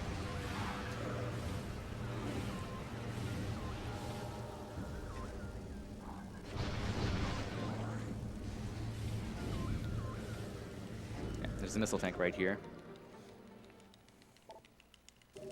Alright, so Annihilator Beam is pretty awesome. It's practically rapid fire, and it homes in, even if you're not locked on. So you don't have enough light beam for this, though. But typically, you would use Annihilator Beam to kill these flying pirates because you can just kind of aim without really I caring. didn't realize it was that low. Come on. But the game was being mean and Oh. didn't give him light beam ammo. That was a case where the missile stopped homing in because he let go of the lock-on. And I think Miles instinctively tried to cancel the cooldown by pulling off Scan Visor, but that canceled the lock-on, so it stopped homing in. So yeah. Let's not talk about that. So he wants to kill. He doesn't have to kill those pirates, but you generally want to because they're gonna. You're block gonna you. have to kill them. Yeah, they're gonna be so obnoxious when you do this puzzle right here. So he's doing a similar trick to skip the first part of the spider track, but he's gonna do the rest of the spider track puzzle, and this leads to a beam ammo expansion. Yeah, so then I'd be able to kill them with Annihilator. All right, so basically he's gonna clean up Upper Sanctuary while going back down towards Light Suit. First, he's going to go get Echo Visor now, which he was supposed to get a while ago, but he's going to get it now, because why not? Supposed to get is very meaningless. So, and to get Echo Visor, you have to fight... Well, he already stopped two rings of the gyro, which, at least as intended, you're supposed to stop in order to go to Echo Visor. And then he needs to fight Dark Samus 2, which has a lot of RNG in it, which is obnoxious. So like Miles is going to... So it's random. Yeah, it's random.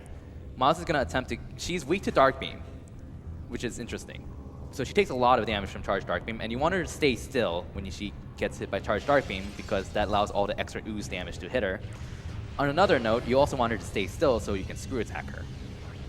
So there's a lot of improvisation you have to do here, depending on what patterns she gives. The main thing is she has a boost ball attack, and you can't hurt her while she's doing that attack. So she can sometimes start the fight with it, and that's really annoying. So let's see what she does here.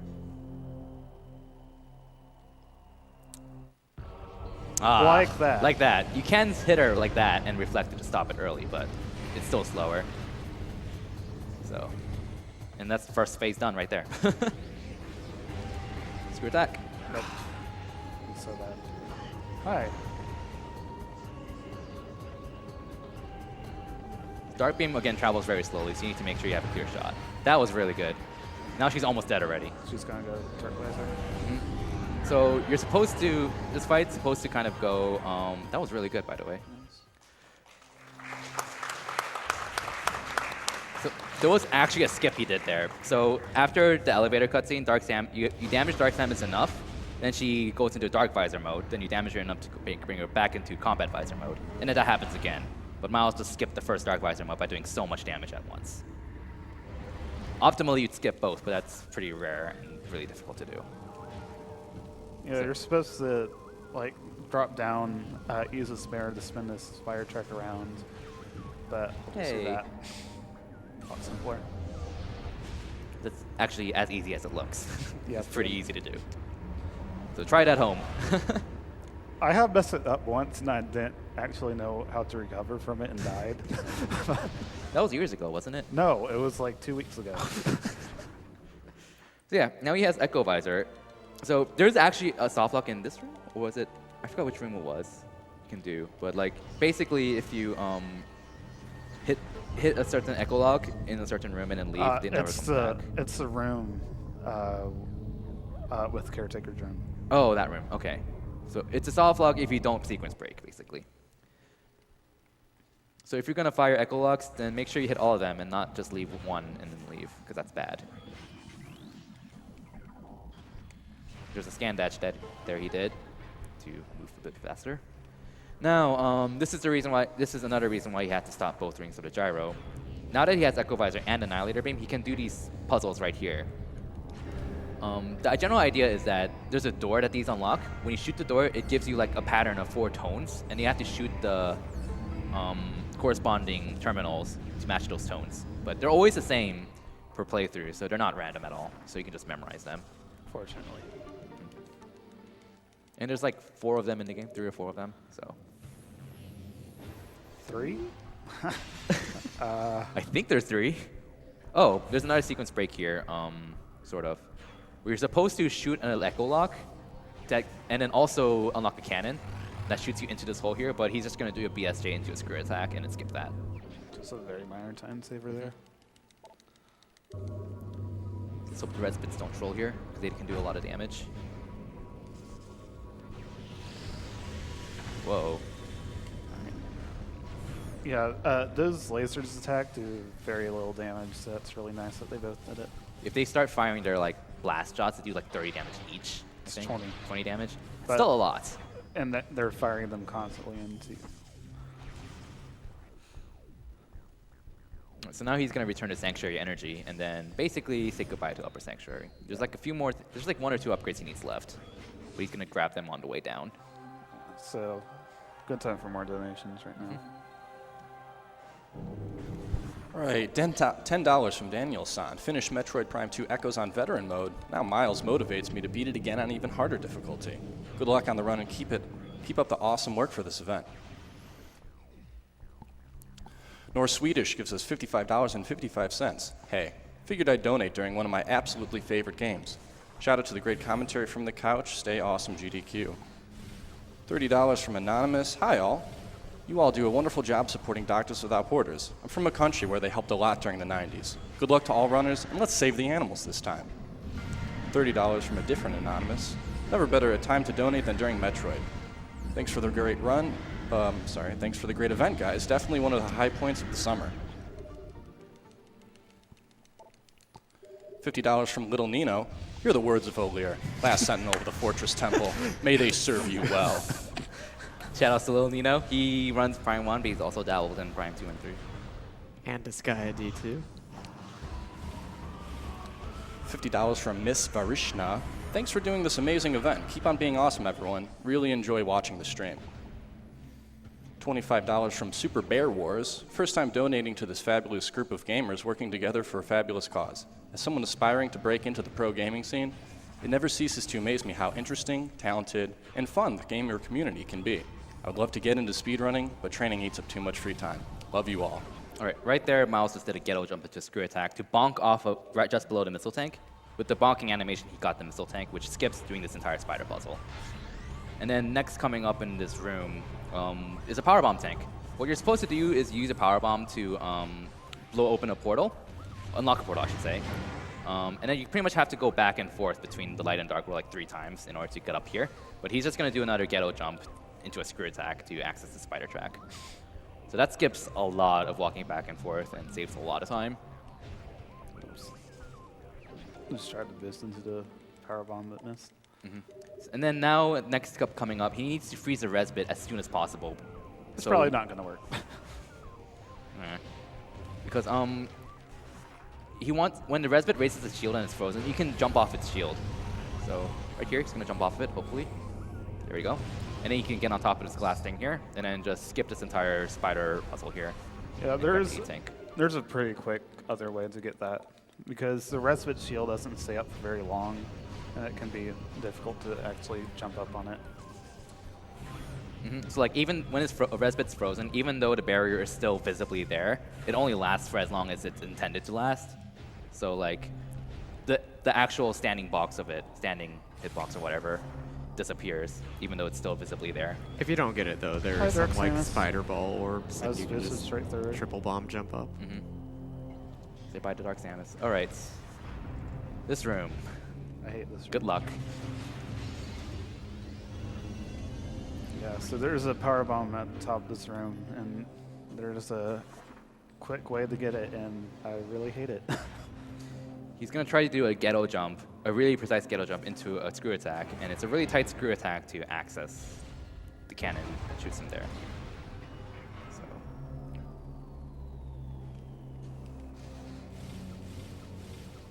Nice.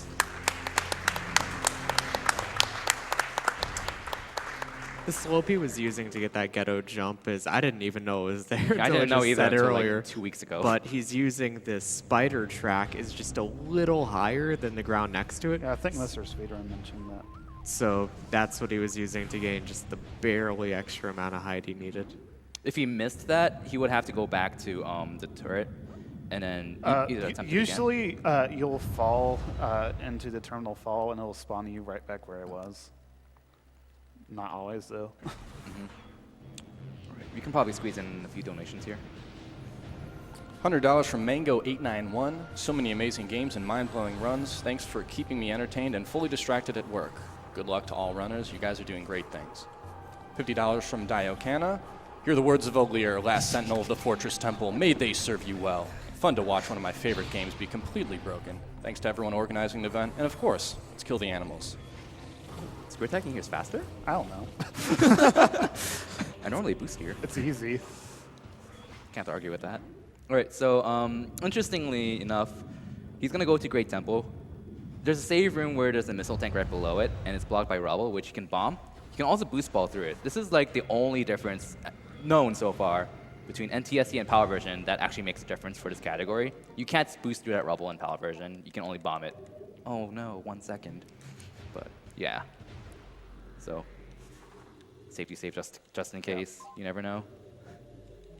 It's like, it's literally right here, too, as well.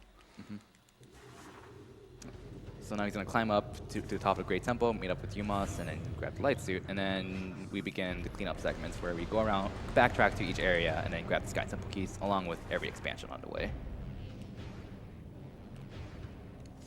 Keep in mind he still doesn't have Dark Suit. Yep. So I have light suit now before dark suit. He will get Dark Suit later, but at that point it's almost pointless. It's very, very useful because there's certain rooms where you're supposed to take a ton of damage without a suit, and it still makes a obnoxious sound effect, even if you have the light suit. So dark suit gets rid of that sound. Too bad the only spot that it applies to here is right before you get Dark Suit, I think. No, there's a missile I get near the end in the Temple Grounds. Oh yeah, you're right. Yeah. All right, so now begins the cleanup segment. So the general idea behind cleanup, he's gonna go to Lower Torvis. I get all the items. Yeah, he gets all the items. Lower Torvis, then Sanctuary, Aegon, and Torvis. Upper Torvis. Okay, so we can probably squeeze in a few donations here.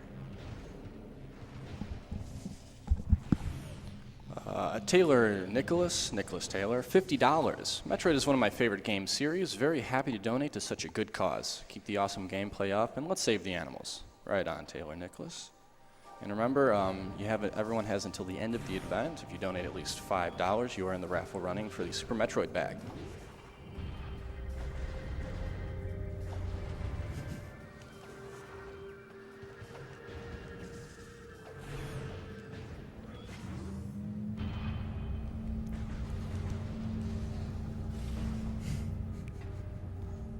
There's one elevator in the Sanctuary that you can actually escape from it by doing that.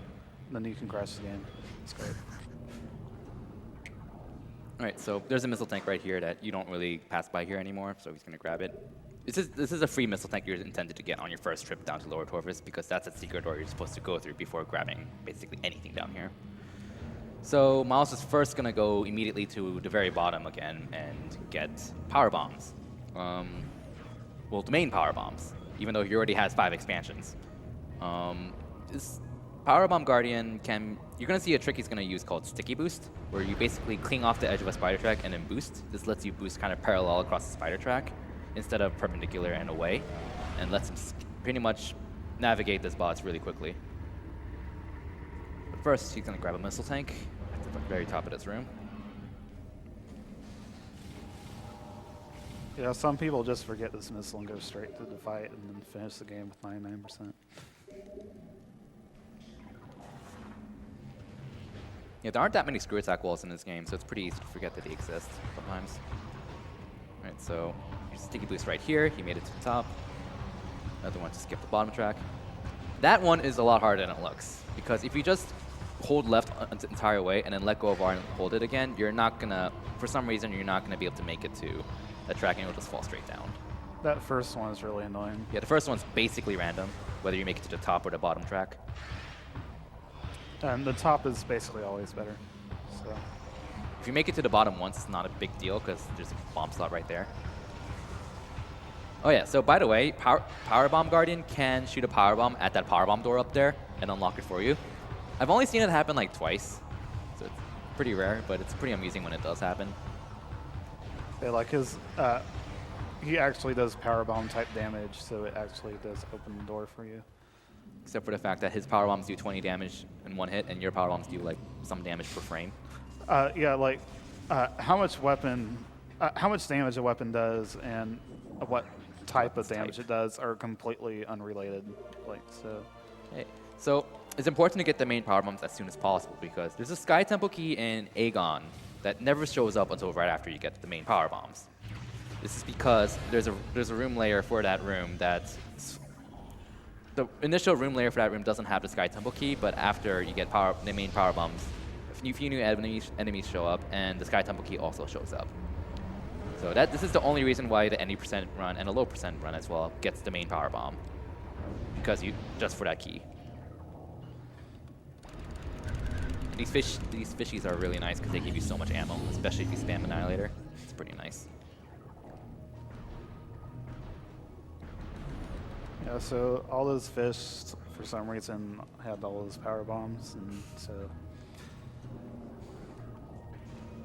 All right, so upcoming is a room, I hate this room. a pretty obnoxious room to do quickly. So he needs to do this quickly to make a spider track cycle. What you're supposed to do is use a power bomb on the very bottom of this floor to unlock a half pipe, and then you're supposed to use boost ball with the half pipe in order to access these upper tracks. But Miles is gonna skip instead, try to make the cycle. Oh, he missed it. Clinging to that spider track is a lot harder than it looks. You can't just try to roll over it or keep holding R, because you can cling to the very back of it. So you kind of have to roll off the side of the track and then roll into the front and then hold R. What is going on? So he's trying to do a backup strat to ghetto jump up there, I think. I haven't seen this before. I'm assuming it's a ghetto jump. This game hates me, man.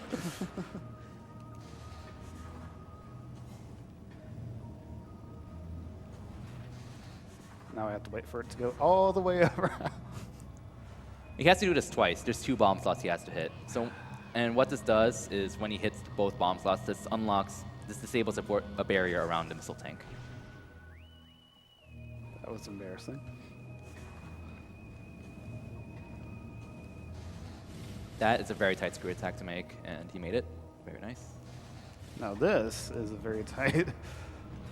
Oh, wow, you made it. Nice.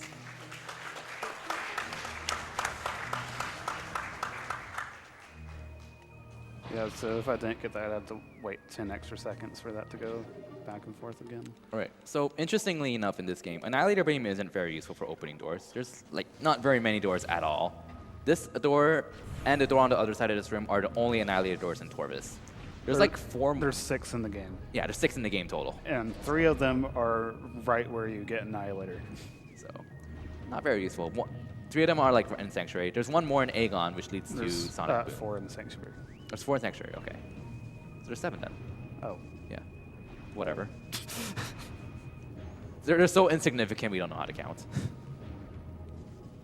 But yeah, for some reason, the developers really did not want you to get this missile tank until after you get Annihilator, so yeah. They wanted you to have something you need Annihilator for. Yeah, pretty much. Okay, this bomb jump here is a bit scary because if you miss it, you have to climb back around. Got it.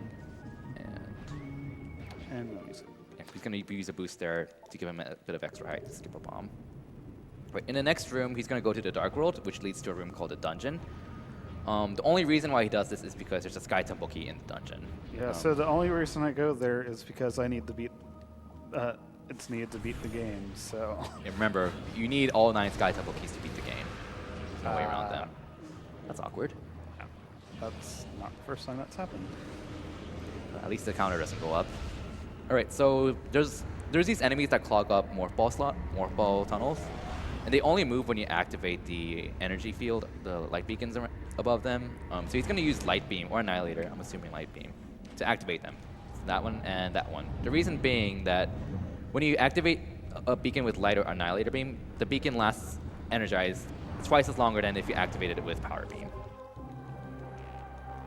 And of course, if you use Dark Beam, you just completely nullify it, so you obviously don't want to do that in this case. So if you use Power Beam to activate those beacons, these little crawl thingies would go back in place and you have to reactivate them again. Right, so conveniently enough, he's going to go ahead to 1 more room with 1 missile tank. And right by that room is an elevator sanctuary, so... It's almost like this route goes through the rooms that have items in it. I know. So route generally flows pretty well. Yeah, and so this room they didn't set up the bomb slot correctly. So the second one I enter, I don't have to enter it, actually. I just have to get close to it, and it's weak to boost ball, so I just have to boost near it, and it'll activate for me. So you'll see him do a boost ball right here. And right there, it was activated, so he just blew him down, and now he can bomb jump up to this E-tank. Because normally the current for this tunnel flows downward, so you can't bomb jump up. It's actually still visibly flowing downward. Yeah, I know. Yeah, so now is time for some more donations. All right, $50 from Ozzy Returns. Metroid is one of my most favorite game series of all time, and it's always a pleasure to watch someone this good at it play. I always want to point out that we're not killing the animals, we're just leaving them to fend for themselves. $20 from Anonymous. From back here on the secondary couch, this run is going great. Super good play and very insightful commentary are combining to teach me a lot more about all the aspects of the game, exclamation point. Keep up the good work, Miles, Kirby, and DF. DF. Shoutouts to DF, Dragonfire 6780, I think. He's recently learned all 3 games and has decent times with them, on all of them, and he's I a don't fun know guy. why he would do Prime 3. Yeah, I recommend following him on Twitch. His Twitch is DF6780. He runs all 3 games. And he also has a really fun bot. So now we're back in Lower Sanctuary, and he's pretty much just going to go... So there's a missile tank in the very bottom of this area, but he couldn't get it before because it requires going through a light beam. And the light suit not only gives you immunity to the Dark World, but it also allows you to traverse light beams of light. So you can't get this missile tank without light suit. Probably read more donations now. $20 from Anonymous. You guys do a good job. Keep it up. Nice and simple. $20 from another Anonymous. Prime 2 is my favorite GameCube game of all time, so I just had to donate during this block. Oh, gotta kill those animals. $50 from Kanmuri. Love the Metroid games, especially the Prime series. Thanks for the awesome 100% run of Metroid 2. Yes, this is kind of tried by now, but this is my first time donating. Watching a bunch of stuff from the last AGDQ last week, and excited I can actually watch the streams live this time. Oh yeah, and let's save the animals. So before reading more donations, I have to note that, remember that he skipped a mini-boss there? So that even though the red berry wasn't visible, it will show up when he gets close to it, so he had to do a BSJ to go over it. Because otherwise you can't... Bomb space jump. Yeah, a bomb space jump to get over it. Alright. And coming up is a trick to... Oh, this load takes forever. There's a trick he's going to do where normally you're supposed to use Spider Ball to get inside the walls of this room and then kind of go around with all these cool morph ball puzzles, but he's just going to do an instant morph into the spider track. You cling to it and skip everything. So, What was that? Yeah, this game can be really weird sound effects sometimes. so there isn't really too much to talk about because at this point he's basically going to go to the Dark World, get one missile tank, and Yes, let's get that one missile tank I forgot yesterday. That was and then make a really long trip to a Sky Boogie, and then come all the way back to the same portal. So donation time. All right, and just a reminder to everybody out there, $5 minimum gets you in the raffle for the Metroid bag during this run. There are a lot of incentives coming up too. You can donate for a Pokemon Blue blindfolded run, Castlevania Dawn of Sorrows, Julius or Sonoma, a Luigi's Mansion race, and also other raffle prizes. There's the Alienware Area 51 gaming desktop, minimum $50 donation, 500 gigabyte PlayStation 4, $30 minimum, and we have a $20 donation from Spatial Paranoia. Hey guys, Spatial Paranoia here. First time watching, good to see you guys doing one of my favorite franchises for a good cause. Seeing Kirby Masta there is inspiring me to start running Fusion again. Good luck, Miles, and everyone else. Going to SGDQ is officially on my bucket list. P.S.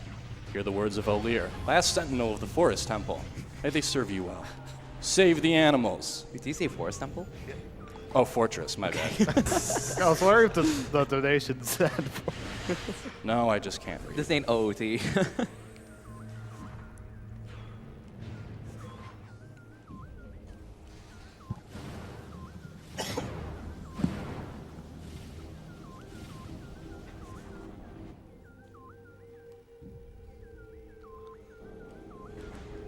And, a shout out to Power Up Audio. They're the guys doing the audio for us. Thanks, guys. They're an indie sound studio from Vancouver, Canada. They've worked on games such as Darkest Dungeon, Death's Gambit, and they're here at SGDQ donating their time doing sound tech for us 24/7. So thanks, guys. Thank you very much.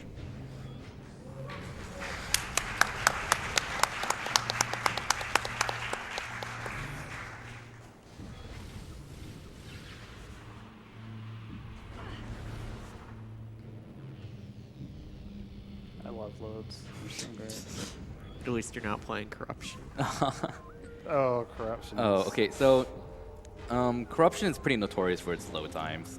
It's usually Prime 1 has the fastest, generally has like really fast loads compared to Prime 2 and 3. Like there's like only 2 doors that take like over 5 seconds, which are the doors for Flagra and Ridley.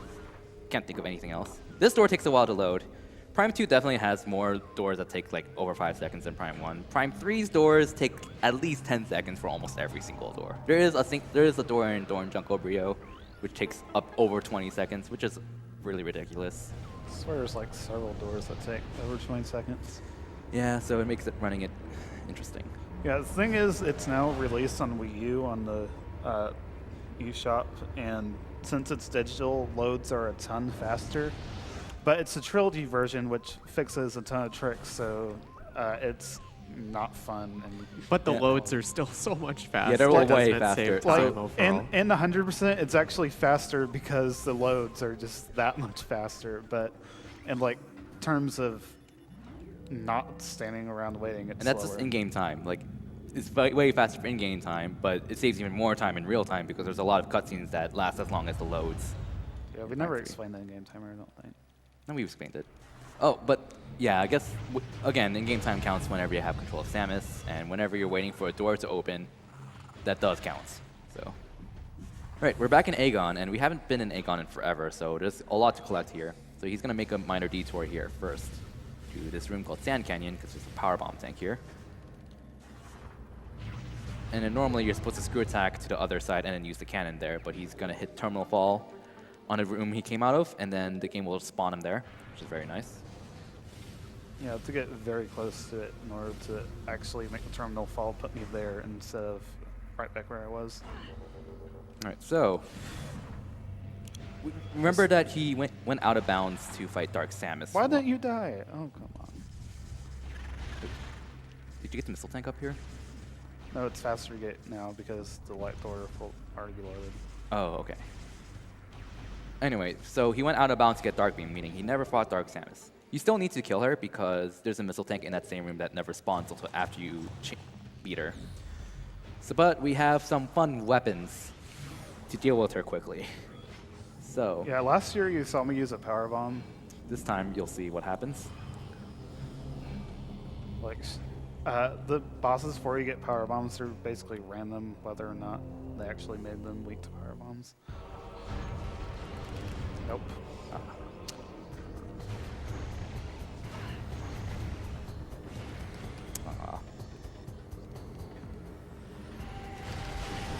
There we go. So, for some reason, Annihilator Beam does times 10 damage to Dark Samus 1.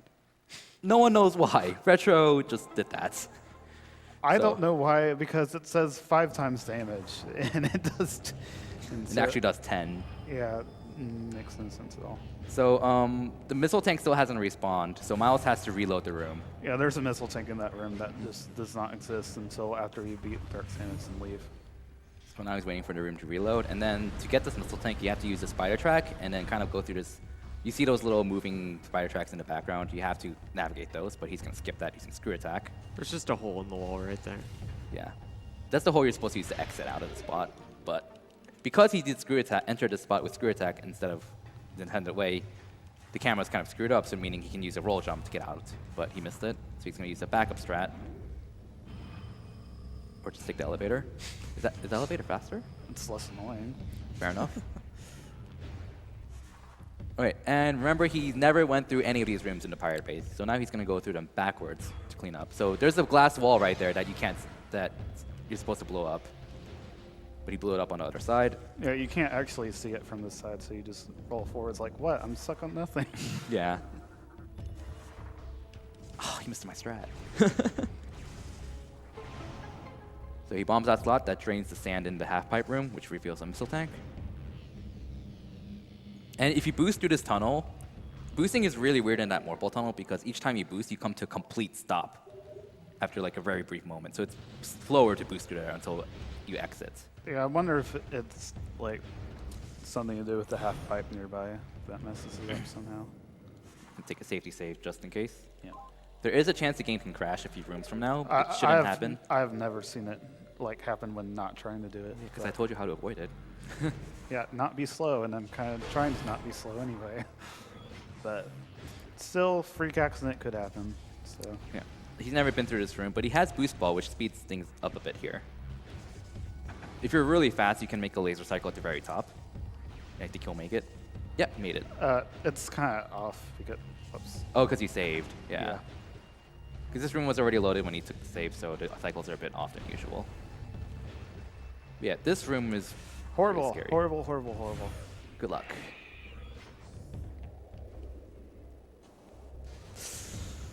That was really close. Yeah, the collision does not match that wall at all. It's Yeah. harder than it looked there. That screw attack is really hard to pull off. If you miss that screw attack, you have to trigger the pirate fight, kill them, activate a puzzle, and then solve a puzzle. That's to not come over up. yet. Oh, he has to do this attack here too, but it's a lot easier. So you have a lot more space to work with. Now I have to sit close to the wall when dropping down so I don't trigger the pirates, which locks the door. Let's just stay. I have to admit, I was half hoping you mess up so you can show off a trick, but whatever.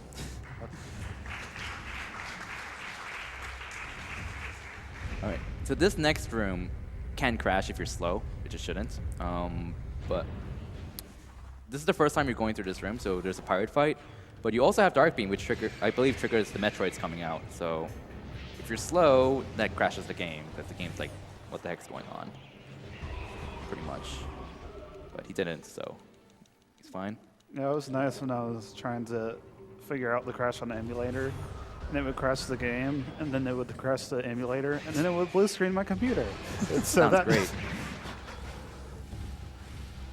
So I was never able to figure out what exactly caused it.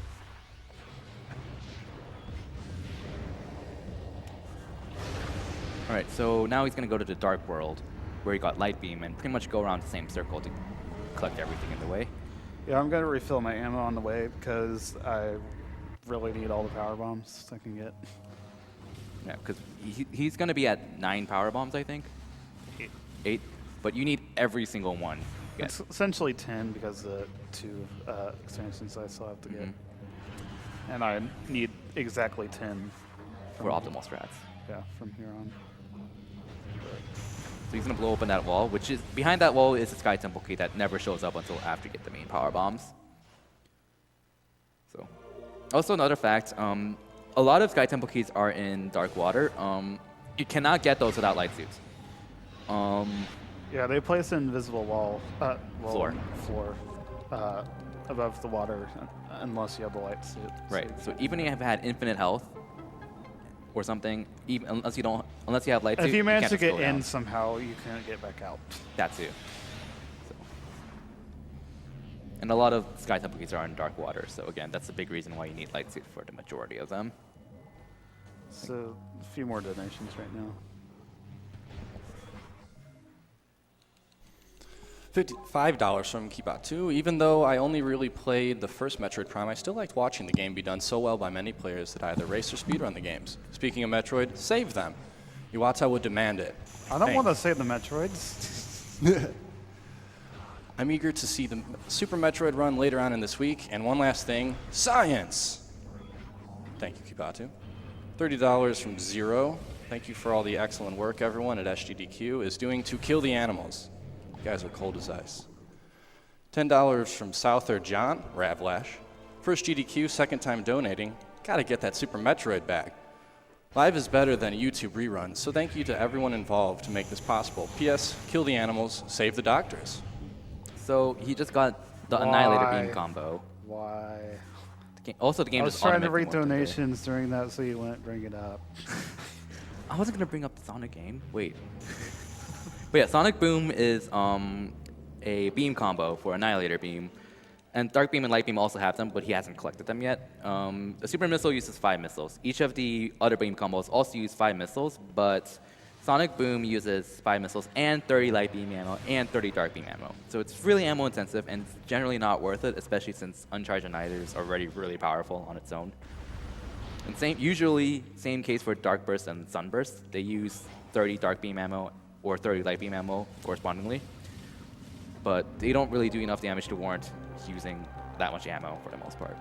You will see Sunburst being used though, and Sunburst is notorious for being the worst beam combo in this game because it's so slow. But because it's so slow, it's actually useful, which you'll see how that's used later on. Whoops. So coming up here is Miles is collecting Aegon keys now because he needs them to access a Morbus. He already got one. This is the second one, and he needs to kill every warrior in here. But Annihilator Beam is kind of awesome because when you charge a barrier, a beacon with Annihilator Beam, it supercharges it. So Ing gets drawn towards it from the sound it makes, but the light energy in it kills him instantly. So basically, while Miles is waiting for all the warriors to kill themselves, he's going to grab the Sky Temple key. And generally, the timing works out really well. That sound right there is the sound Miles mentioned that goes away when you get Dark Suit. So it's a really useful upgrade, but that sounds very obnoxious. It's the second key, and so now I'm going to go to Amorbus. Because the third key is literally right in, pretty much in the same room as Amorbus. Yeah, all of the bosses have a key, like one room over. Right, so Probably like one donation. Yeah. Right now. $25 from Just Missed. Here is my traditional donation, please. Keep it up, good guy. Keep it up, guys. Looking forward to the rest of Metroid and Castlevania blocks this evening. Put donation towards Runner's Choice. Nice. Kill the kill the animals. Oh my god. I do want to kill the Metroids actually, so kill them, please. They're horrible and like suck the life out of you. Yeah, so Amorbus, I have Boost Ball, and that's gonna help me break it because I'm gonna be too fast for it. also, even though the temple was just loaded, the moment he gets the key, he has to reload because the game's like, oh, you just got the last key. Well, I have to reload so you can fight Amorbus now. So Amorbus is the first major boss you're supposed to fight. And he's going to do a trick soon. But generally, what's supposed to happen in this fight is there's 3 rounds of the fight, each with 2 phases. First phase, you fight the worms while they pop out of the ground and you shoot them. There's 1 worm on the first round, 2 worms on the second round, 3 worms on the third round. On the second phase of each round, they then get connected to the center sphere, and then you have to shoot them with light beam. Well, you can shoot them with anything, but light beam is the strongest. What? I love what? this camera. You haven't seen that before? No, I haven't. But yeah, and then you're supposed to bomb them. So what Miles is going to do on the second phase is he's going to do this phase normal. Just hit both of the worms. Then he's going to bomb. After destroying the first worm on the center sphere, he's going to blow up the second one so quickly that the game freaks out, basically. Yeah, it takes a bit of time for it to like fully register as dead, and I'm gonna kill the other one before that happens. And so there was supposed to be a cutscene there, now there's not. And now during the third part, there's still only gonna be 2 Amorbuses. And that saves time over having to deal with 3 of them. Now, if you do that again during the last part of the fight, then the fight just never ends, and you're stuck here forever. They're free. Whoops. It's kind of interesting that with Dark Visor, the Amorbuses are all completely red, which is kind of helpful for me, at least personally, even though you're not supposed to have any visors at this point. So now I have to wait and not bomb him. You'll see that center, yeah, the sphere in the center changed like right before he died. That was what I needed to wait for. Right now he's going to get Dark Seed, which is really useful.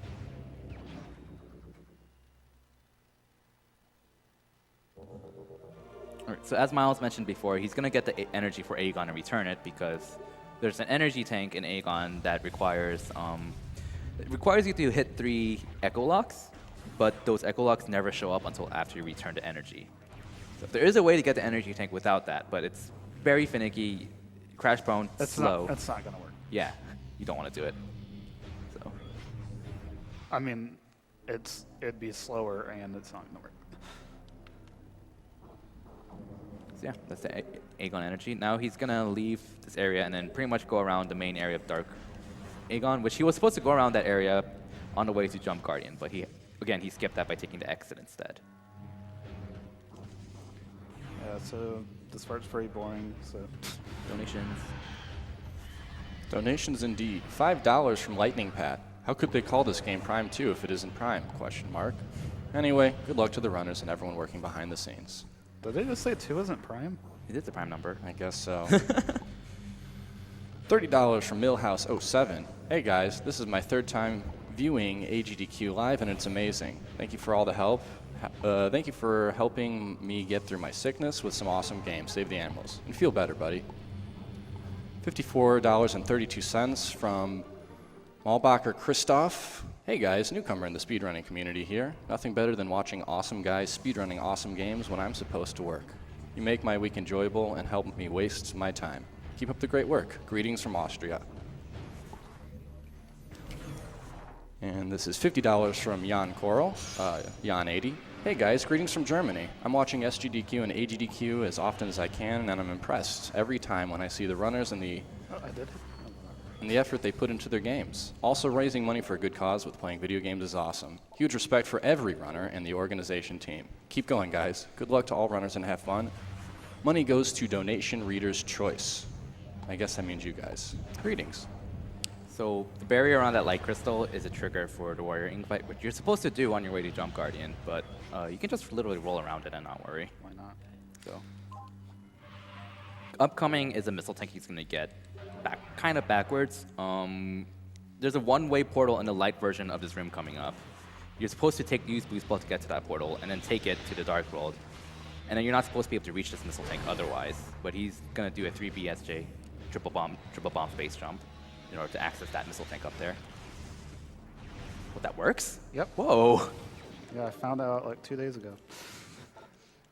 And it's way easier than the other method I was doing that messes me up a lot. Hey, Miles. Wait.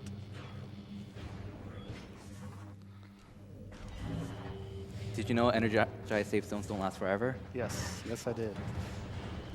Did you know to activate a safe zone, you have to shoot the sparkling energy again? No, I didn't. Oh, interesting.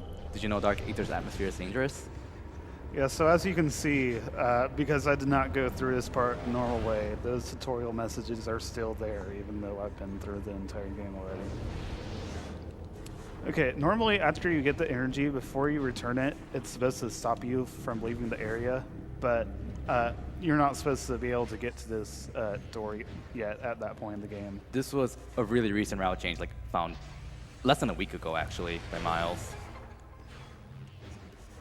So now he's gonna go straight to Torvus, and then after cleaning up the rest of Torvus, he's gonna use Torvus's Delight Beam and Torvus energy to go to Aegon.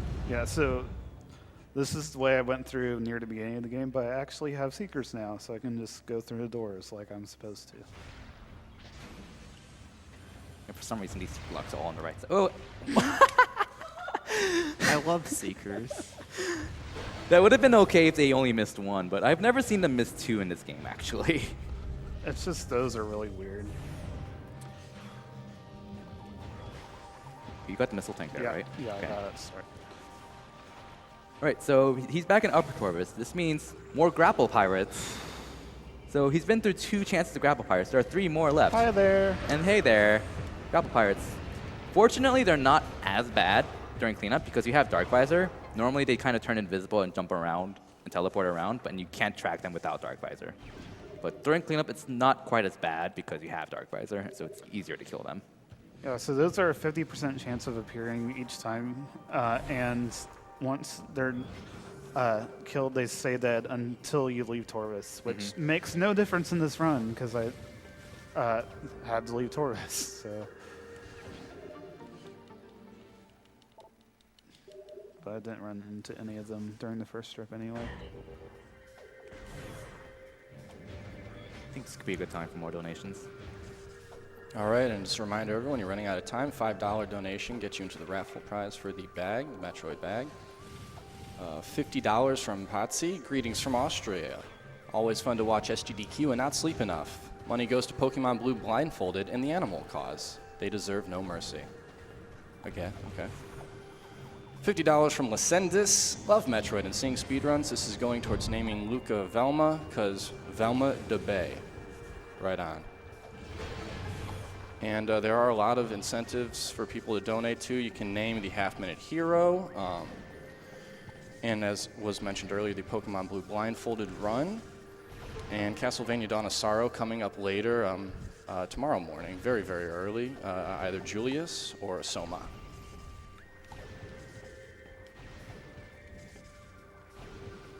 Yeah, so the next room's gonna be fun.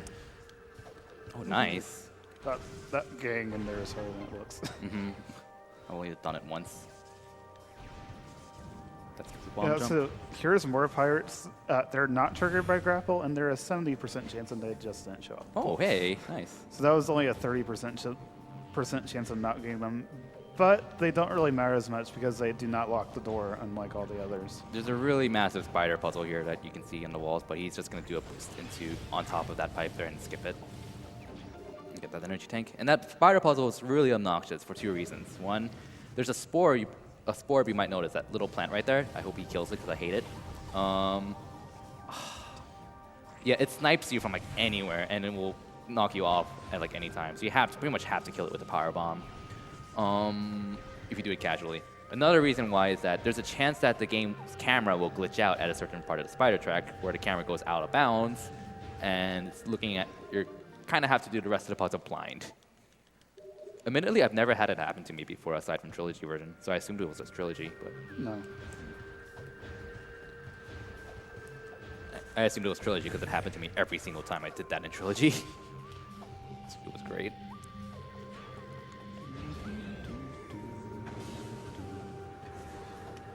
Yeah, so now here's the... Fourth chance of Grapple Pirates. Yeah. Fortunately, one of them spawns right where a light beacon is, so... And the other one almost always goes right into... Another where, beacon. yeah. 2 out of 4 then. That one's going to die immediately. That one dies immediately too, so they're dead. Right, so here is where you need to really have a lot of power bombs. You need... This room is on both ends covered by a power bomb, so you need to use 2 power bombs to get access to go through this room, and another one to get to the power bomb tank. So you need a lot of power bombs here. There's one more here. And then he's going to go through a secret lock to get another beam ammo expansion. And then the other Sky Temple key of Torvis.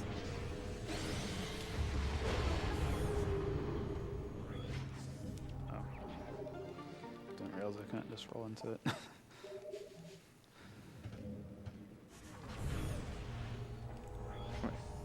So again, the reason why he didn't get this Sky Temple key right after Chica was because he didn't have Light Suit. In any percent, you would get the Sky Temple key right after Dark Visor because you have Light Suit at the time. Also, I didn't have Seekers either, so I couldn't get that. Yeah. So now he's done with Dark Torvis, so he's going to go back to Light Torvis and then basically make his way back to Aegon. There's like 2 missile tanks left that are on the way. After those 2, he's basically done with Torvis and never has to come back again.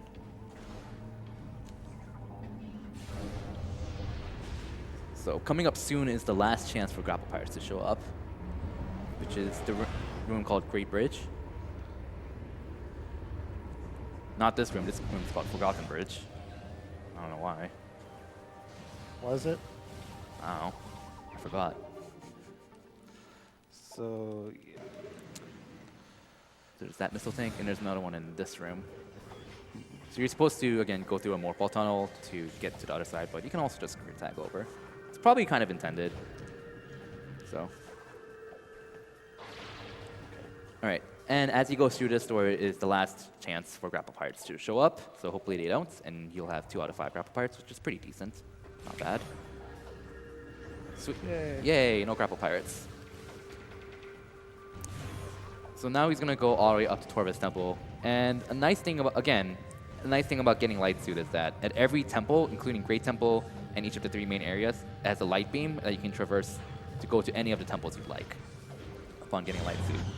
The really nice thing about this is that normally when you go to Aegon Temple, if you go to Aegon Temple normally, you activate the cutscene of, oh, it's not a super There's not a door. super door anymore. There is it earlier in the game, okay? But yeah, you activate the cutscene where it's like, oh, you return to energy, and then the energy controller covers that light beam, so you have to reload the room to access it. But he's going to warp straight to Aegon, so he doesn't need it anymore. And then he's going to immediately hit the cutscene trigger for returning to Aegon energy. Again, this was a really recent route change found that saves a small chunk of time. I'm not sure how much, but yeah, it's pretty noticeable. So now he's going to hit the trigger. Aegon is saved. I don't know why to save it, because it's basically a desert. Well, it's a desert because it needed to be saved. That's the point.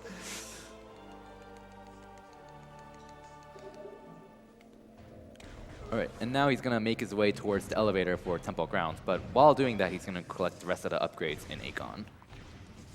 Time for a couple more donations. $56.78 from Anonymous. This Aphkos run is destroying my brain. Let's not destroy the animals, though. Save them. Yes. $50 from Shieldface. Thank you for doing such an awesome event every year. $25 from Tailed. Gotta love this Metroid Mega Man Castlevania block, and the rest afterwards, sleep is for the weak, but saving the animals is a task for the strong. Play on, fellas. I've been enjoying my first live viewing of GDQ. Thanks to all the awesome runners. Greetings from the Netherlands. One more. $20 from Flux6. Hey guys, I'm enjoying this event so much and all that for a good cause. Keep up the great work. Greetings from Austria. Smiley face winking. All right, so in this next room, you're supposed to solve a puzzle, to spin like a propeller. That was completely my fault. I just didn't walk onto Yeah. the top one. And then you're supposed to go to the dark world, and then pretty much come back to the light version of a different room to be able to access Dark Burst. But instead, he's just going to do a triple bomb space jump. Yeah. And all the stuff that's supposed to happen after you get Dark Burst is on a different layer, which isn't loaded yet, and so nothing happens afterwards. He did get the upgrade, though. Yeah, so I did get the upgrade. It did count as a percent. It's just No dialogue, no didn't- cutscene. No cutscene. Didn't like, oh, you got Dark Burst and all that stuff. And again, right here, he's supposed to scan the terminal to activate a cannon to go up here, but he's going to do a Ghetto jump into a screw attack to just skip that. And now we can squeeze in another few donations. $25 from Hef978. Got home just in time to see some Prime. Woot! $30 from Mads238. Thanks for a great event and for supporting a great cause.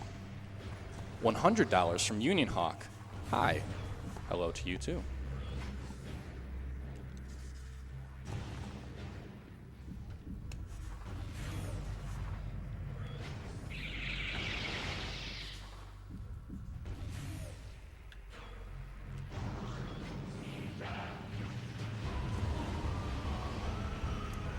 And there's only a $4 differential between Julius versus Soma for Castlevania Dawn of Sorrows. A lot of time, guys, but it's very, very close.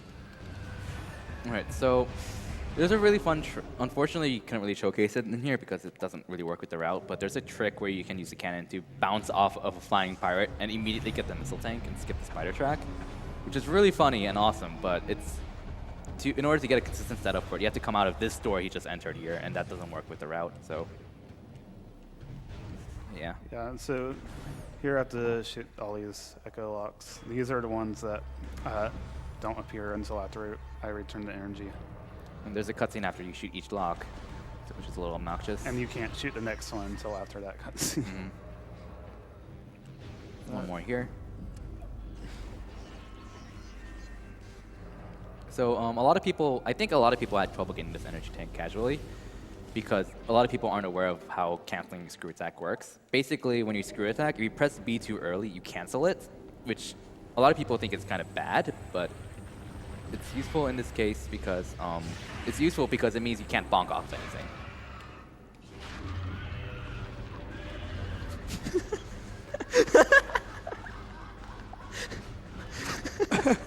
What the hell? Good enemy. How long were you saving this up for? I never seen this. You haven't? No, I haven't. I show it occasionally, but it's just so hilarious. Yeah, we can probably squeeze in more donations if there are any. Still waiting for more donations, but things everyone can donate towards. Name the half-minute hero. It's always fun. There are also other ones you can name, other characters throughout Speedrunners games coming up. And there's, remember, a $50 minimum donation gets you into the raffle for the Alienware Area 51 gaming desktop. And still time, $5 minimum donation for the Super Metroid bag.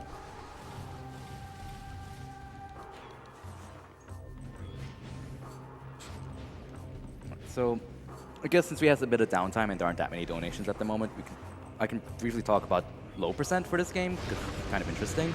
So the lowest possible percentage to beat this game is 6%. First off, we should mention the item loss skip again. Yeah, use item loss skip. The items you keep do not count towards your percentage. Percentage increases upon collecting an item, not whatever you have, which is different from Prime 1 because in Prime 1, the items you have, percentage gets calculated depending on what you have rather than what you collect.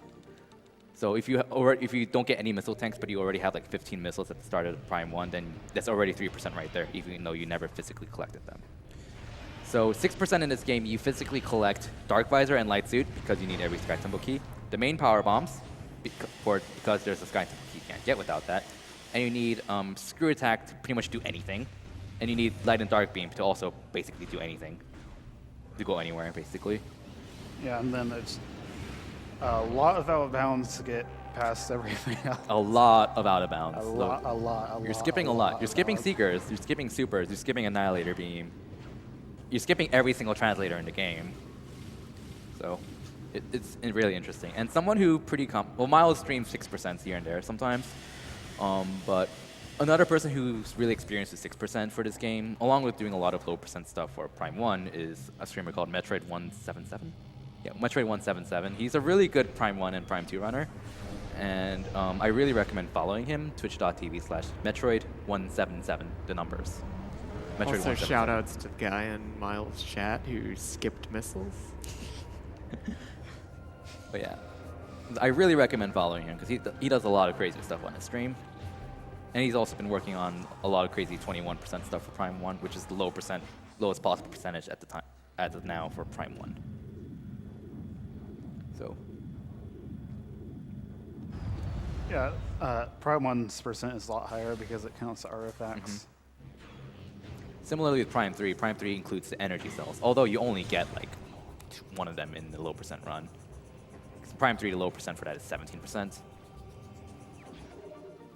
There's a ghetto jump there to skip rolling around the walls and exiting out. That's the exit of that mortal tunnel he just kind of skipped.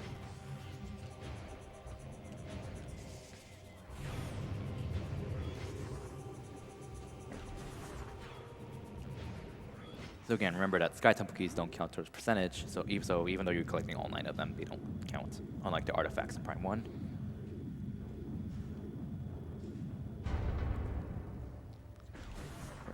Good job, sound effects. Yeah, I was about to say, that doesn't sound right.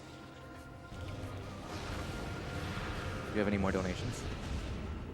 Yeah, $25 from Invincible Chaz. I've never seen a Prime game run before. Show those pirates who's boss. Can we get some hype? Woo! Right on. $50 from Anonymous. $50 says you won't read this on stream. Well, guess what, buddy? I did. I'm bad. Alright, so Miles is killing this pirate. You don't need to kill these pirates because you don't lock the door, but Annihilator homes in on nearby enemies and it would completely Screw mess up this up puzzle. everything here. yeah, because if it was just a pirate, Or I could do that. What? No. the hitbox on these can be kind of iffy when depending on what angle you're shooting at. Hey, good hitboxes.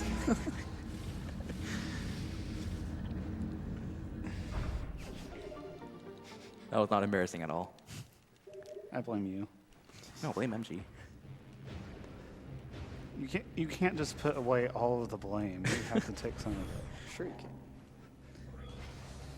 Oh hey, there's Metroids in this game.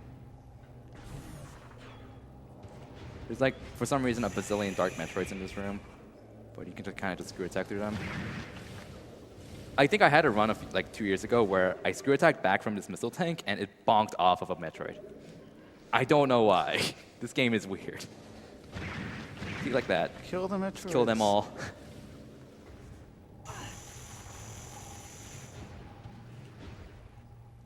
Sound effects. Okay. Time for a couple more. Yep. $20 from Anonymous. Hey guys, Mass Kirby here. Okay. Mass Kirby. $10 for every grapple pirate encounter, so take my 20 bucks. Shout outs to all Prime runners. Miles, remember not to get lost in the accursed lake. By the way, have you heard the words of O'Lear, last sentinel of the Fortress Temple? I forgot to make a reference to Cursed Lake. It doesn't matter. $50 from Archer. Congrats on not getting lost in Accursed Lake.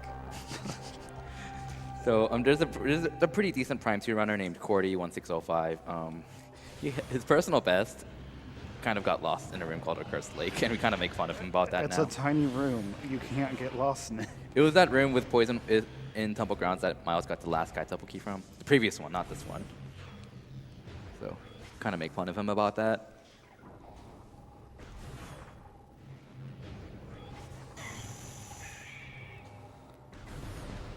Yeah, more donations would be nice. $30 from F10 Seaman. Every year I save money to help both the Private Cancer Foundation and Doctors Without Borders. Thank you guys for making this event possible. Thanks to Miles for breaking this game so hard. Well, you're welcome. $20 from another anonymous. Love seeing a game I love being completely ripped apart like this. I'm putting this towards playing Julius in Dawn of Sorrows, cause who doesn't want to play as a Bellamont in Castlevania? Also, kill the animals. So one minor note there, Miles was jumping towards those Seeker locks before firing the Seekers because he was trying to hit the low trigger for the next room so that the next door will open immediately. If he just fired the Seeker missiles from farther back, then he would have to wait a second or two for the door to open. There's like a lot of minor strats that I could get into that Miles does, but just kind of a lot too much information for the most part. It's just a lot of minor strats that put together that saves a lot of time in the long run, which really goes to show how difficult running this game, and especially Prime 1, is because there's a lot of optimization involved that add up to a lot of time. Speaking of Prime 1, shoutouts. I hate you. The turret just knocked him back into the light beam. It's pretty great. But yeah, speaking of Prime 1, about a week ago, just before SGDQ, T3 recently got a new record in Metroid Prime with the 053. So congrats to him on that. Unfortunately, he doesn't stream, but you can find it on YouTube pretty easily. Yeah, TRR1. 010, I think? Yeah. Yeah, TRR010 is his YouTube channel, so definitely subscribe to him. Watch his Metroid Prime ones. He does a lot of crazy Metroid Prime stuff. And also, I believe he also has the record for 100%. Yeah, we're tied, even though he should be a lot better than me. This 3BSJ is really finicky. So, because Miles missed it, he's going to kill these pirates so they don't bother him anymore.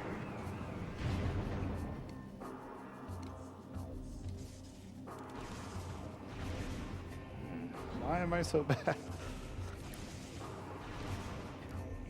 And getting the instant unmorph against this wall is really difficult as well, so it's a lot harder than it looks. And you also have to remember to unmorph in time for the game to think you're standing on the ground. And you also have to make sure you're not hugging the wall, or else you'll fall straight down like that. There we go. Nope. So he's trying to land on an invisible ledge around the corner. Right. I like how this is like the final trick in the game. It is pretty much the final trick in the game. Aside from the bosses.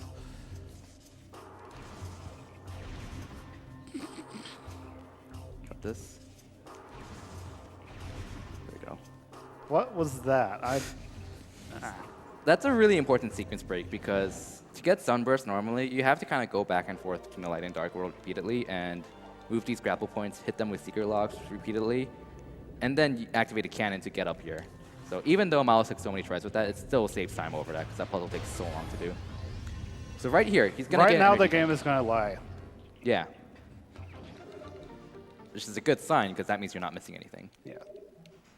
So- So that is a complete lie right there because I did the trait to double the missile launcher at the start of the game. So the percent is at 100 right now, but I don't actually have all the ions. There's still one left, and then I'll finish with 101%. Mm-hmm. And the reason why this game isn't called 100, this category isn't called 101% is because it's not a requirement to duplicate the missile launcher. It just happens to be faster.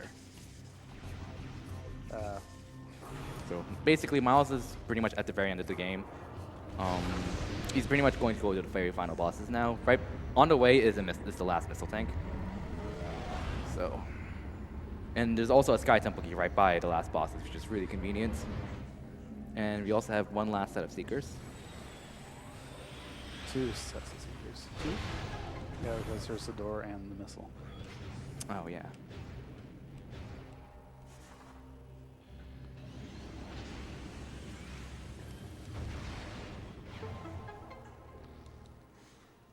So a bit more time for the donations.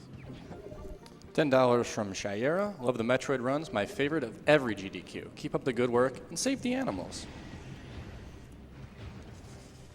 $30 from Anonymous. First time donating. So glad I finally get to see SGDQ live with one of my favorite games and speedrunners. Go Miles. That's nice. And you guys still have some time before the end of this run to donate at least $5 to get into the raffle for the Metroid bag. And here's one, $5 from Anonymous. I decided to donate once again during my favorite Metroid game. I'm a poor college student, so I can't afford much, but I'll give what I can to save those frames and kill those animals. So that's Lusky. Mm-hmm. So now you can finally go to the final area. Strike him. Okay. Man, you really hated that aim.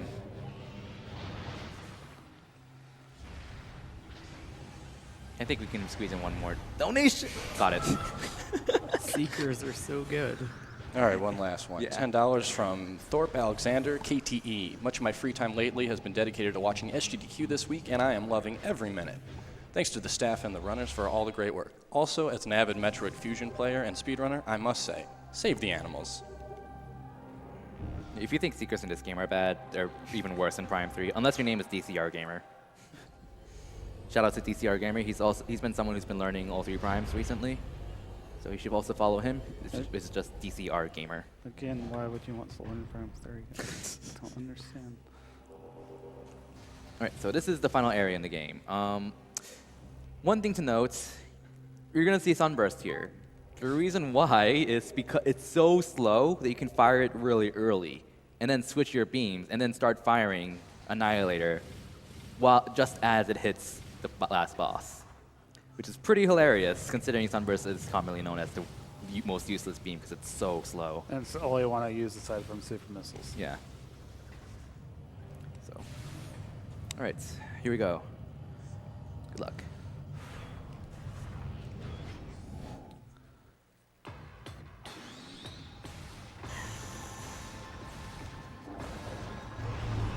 Doesn't help if I forget to start charging.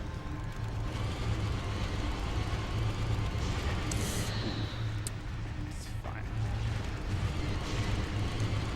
I was slower than I would have liked, but whatever. In these 3 power bombs for this phase of the fight, 3 power bombs is just enough to kill everything, assuming the inglets don't troll.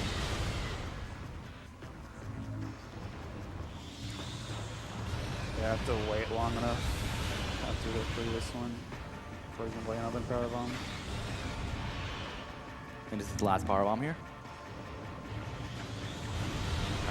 If you haven't seen Embering 3, I suggest you don't think.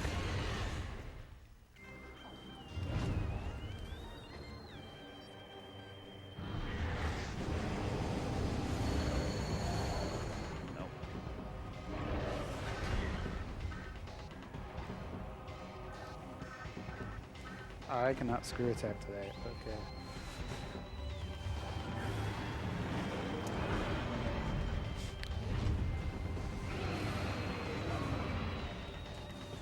There we go. There's a hitbox below the main body that's vulnerable to screw attack for some reason. So you can just kill him without having to deal with stunning him over and over. Alright, so here we go, the last boss. I'm a coward. I'm so sorry. Good luck. You'll need it. Yeah. Really need it. You actually need it.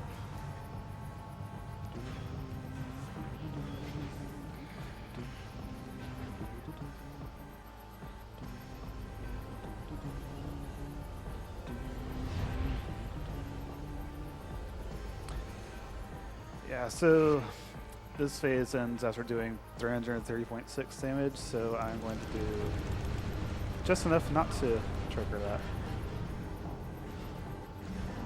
So that was 302 right there.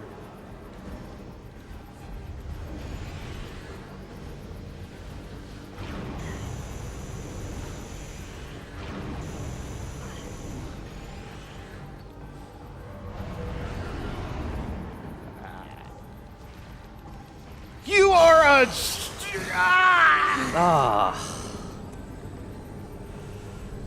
So he was trying to do what we call Dark Samus Force skip. That's a run. Thanks for watching, Yeah, thanks for everyone. watching. That was a run.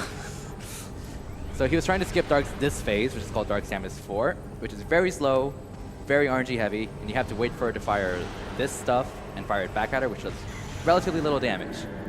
To do the skip, you have to manipulate her into constantly raising her force field barrier by firing missiles. The problem is, she can just sometimes go to the middle and not care. So there really isn't much you can do about it. And right here, even though she's back on the ground, there's a damage cap. You can't damage her anymore. So ideally, you would keep having her raise her force field and then use Dark Beam and or Screw Attack to kill her immediately before activating this phase. So, but it's completely RNG. You skip RNG, but the skip itself is RNG. As far as you know. random. So, it's great. Random. There's not much you can do about it.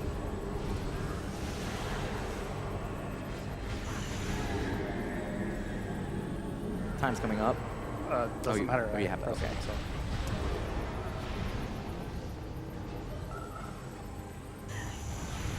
Why do I even bother? Yeah. Should just press time when she went out.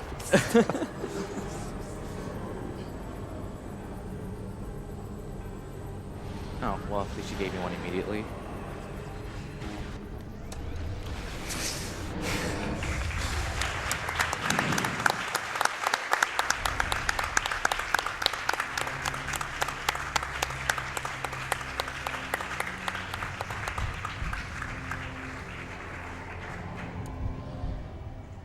So what was the time? 231, I think. 231.14. Yuck.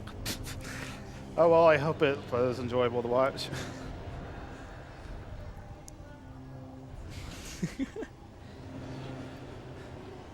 I hate Jump Guardian. Jump Guardian is And Dark Samus. yeah. The ending's 8 minutes long, so we don't really have time to watch that. So that's how it goes. Yay. So you want to skip the credits? Yeah, that's Alright.